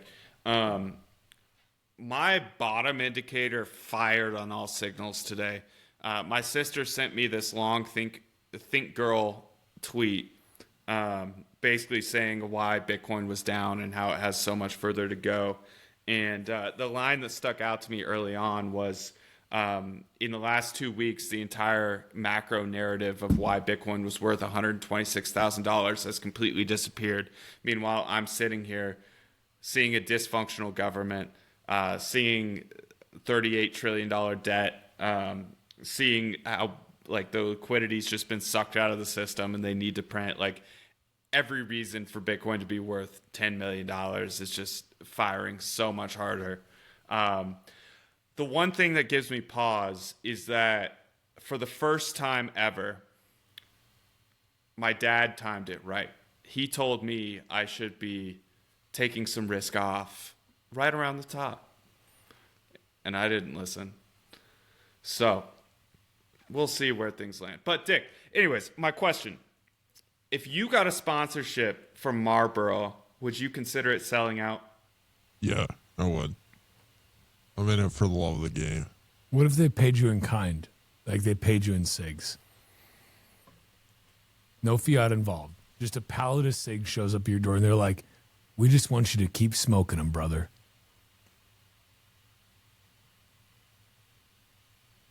As long as they were non-KYC, I'd probably accept that. But I would just like... They don't even check your ID at the door. They're like, we don't fucking care, dude. We're Marlboro. Like, then... I mean, they would have to like drop like pallets of them on my house with like helicopters for it to... That's my cost. I smoke a lot of cigarettes. Like it's not... We're not talking about a few cartons here, but yeah, I don't know. Could I do a sales pitch for Pony Lane? Yeah. How do you say it? Peony Lane. Lane. Peony Lane. No, it's Peony Lane. Sorry, it's not Pee on Me. I've had too much. By the way, I just finished the bottle, which means like the timing has been perfect. It's the Miller Lite that's making you sloppy. It's true. The Peony Lane has me feeling an incredible sense of clarity, and like I'm a little bit more resistant to Pleb Slop. Honestly, I think that's the best part about it. It develops a natural resistance to Pleb Slop, forming almost like a warm membrane around oneself that allows you to resist the noise of the Pleb Slop. But wait, Dick, what's your? Or did you mean in the future do a Peony Lane sales pitch? Not right now. You mean right now? Impromptu. Yeah, oh yeah. Fucking do it. Folks, the holiday seasons are coming up. You're going to have to bear through dealing with your family members that have stupid opinions on things. It's going to be painful. But Pony Lane Wine can help you bear through it. Not only that, it's a great present to give to your family members. If you want to talk to them about Bitcoin, but not come off as just like a foaming at the mouth rabid orange shell, Ben is currently selling a very cool looking bottle, black bottle with a little Bitcoin logo. That might you get them a little bit tipsy on some wine. They're looking at the bottle. They have to keep on looking at the Bitcoin symbol. It might open up the ability to have a conversation with them. Also, it's great. So you can mix. I gave a Pleb Slop pickup line on the show tonight. you can use that Pleb Slop pickup line on a girl, and she'll ask you, well, what is Pony Lane wine? Say, well, I've got some at home. You want me to show you? It is a company ran on legacy. It is a individual who's telling a compelling story. And if you actually believe that Bitcoin's money, if you've been stomping your feet up and down, you're shitting on Gloria, you're mad about Udi and the spammers, show the world Bitcoin is money. Buy some wine today. If you don't buy Peony Lane wine, you are a scammer and a spammer. I think. Well, I think. I don't know about that. I don't know. This is just what I'm hearing. Can you guys hear this if I go? I can't hear it. I'm just hoping you can. It's an air horn. Can you hear this? No. Nope. Well, this is really embarrassing that I just did that. Pretend that didn't happen. Cut. Pause. I appreciate you guys. Here, I did mine. Fuck, yours works. Damn. Oh, it's because I had it muted. Hold on, wait. What if I do this? Can you hear that? No. Still, fuck. Okay. You're really putting me to shame here. This is just embarrassing at this point. We've now made it over 3 hours with this stream. What a treat. What an absolute treat. Thank you guys for being here. And yeah, you should go fucking check out Ben's wine and spend some fucking sats. And like go check out Madix's art and spend some sats on that too. And like go check out there's all sorts of Bitcoin merchants on Nostr that you can go and spend sats on. Because like somebody asked me once, it was actually when I was in El Salvador, and this is the last thing I'll say. They asked me, what do you think a Bitcoin maximalist is? And it was from El Salvador, nickname's Chimbera, lives in El Zonte. And I said, I think a Bitcoin maximalist spends sats. And I think that's it. Like, and don't give me the fucking shit where it's like, well, never sell your Bitcoin. It's like, just fucking buy it again. I know you have more fiat, you cuck. Like, just fucking buy the Bitcoin back immediately. Buy a little bit more back. Like, look at that. You've gained Bitcoin and you've got cool wine or cool whatever insert product is that a Bitcoiner is selling. Go spend some sats. Use Bitcoin as money. Put your money where your mouth is. Thank you for coming to this live stream. Dick, BJ, appreciate you both very much. This has been a treat. Live stream now over, and then we'll see if everything's uploaded. Thank you, everybody, for joining. I'm sorry that the Nostr one died out. We'll do it again sometime soon. Hopefully not, because Bitcoin will be ripping, but if it keeps dumping, we're going to keep live streaming late at night with Peony Lane wine. Cheers. And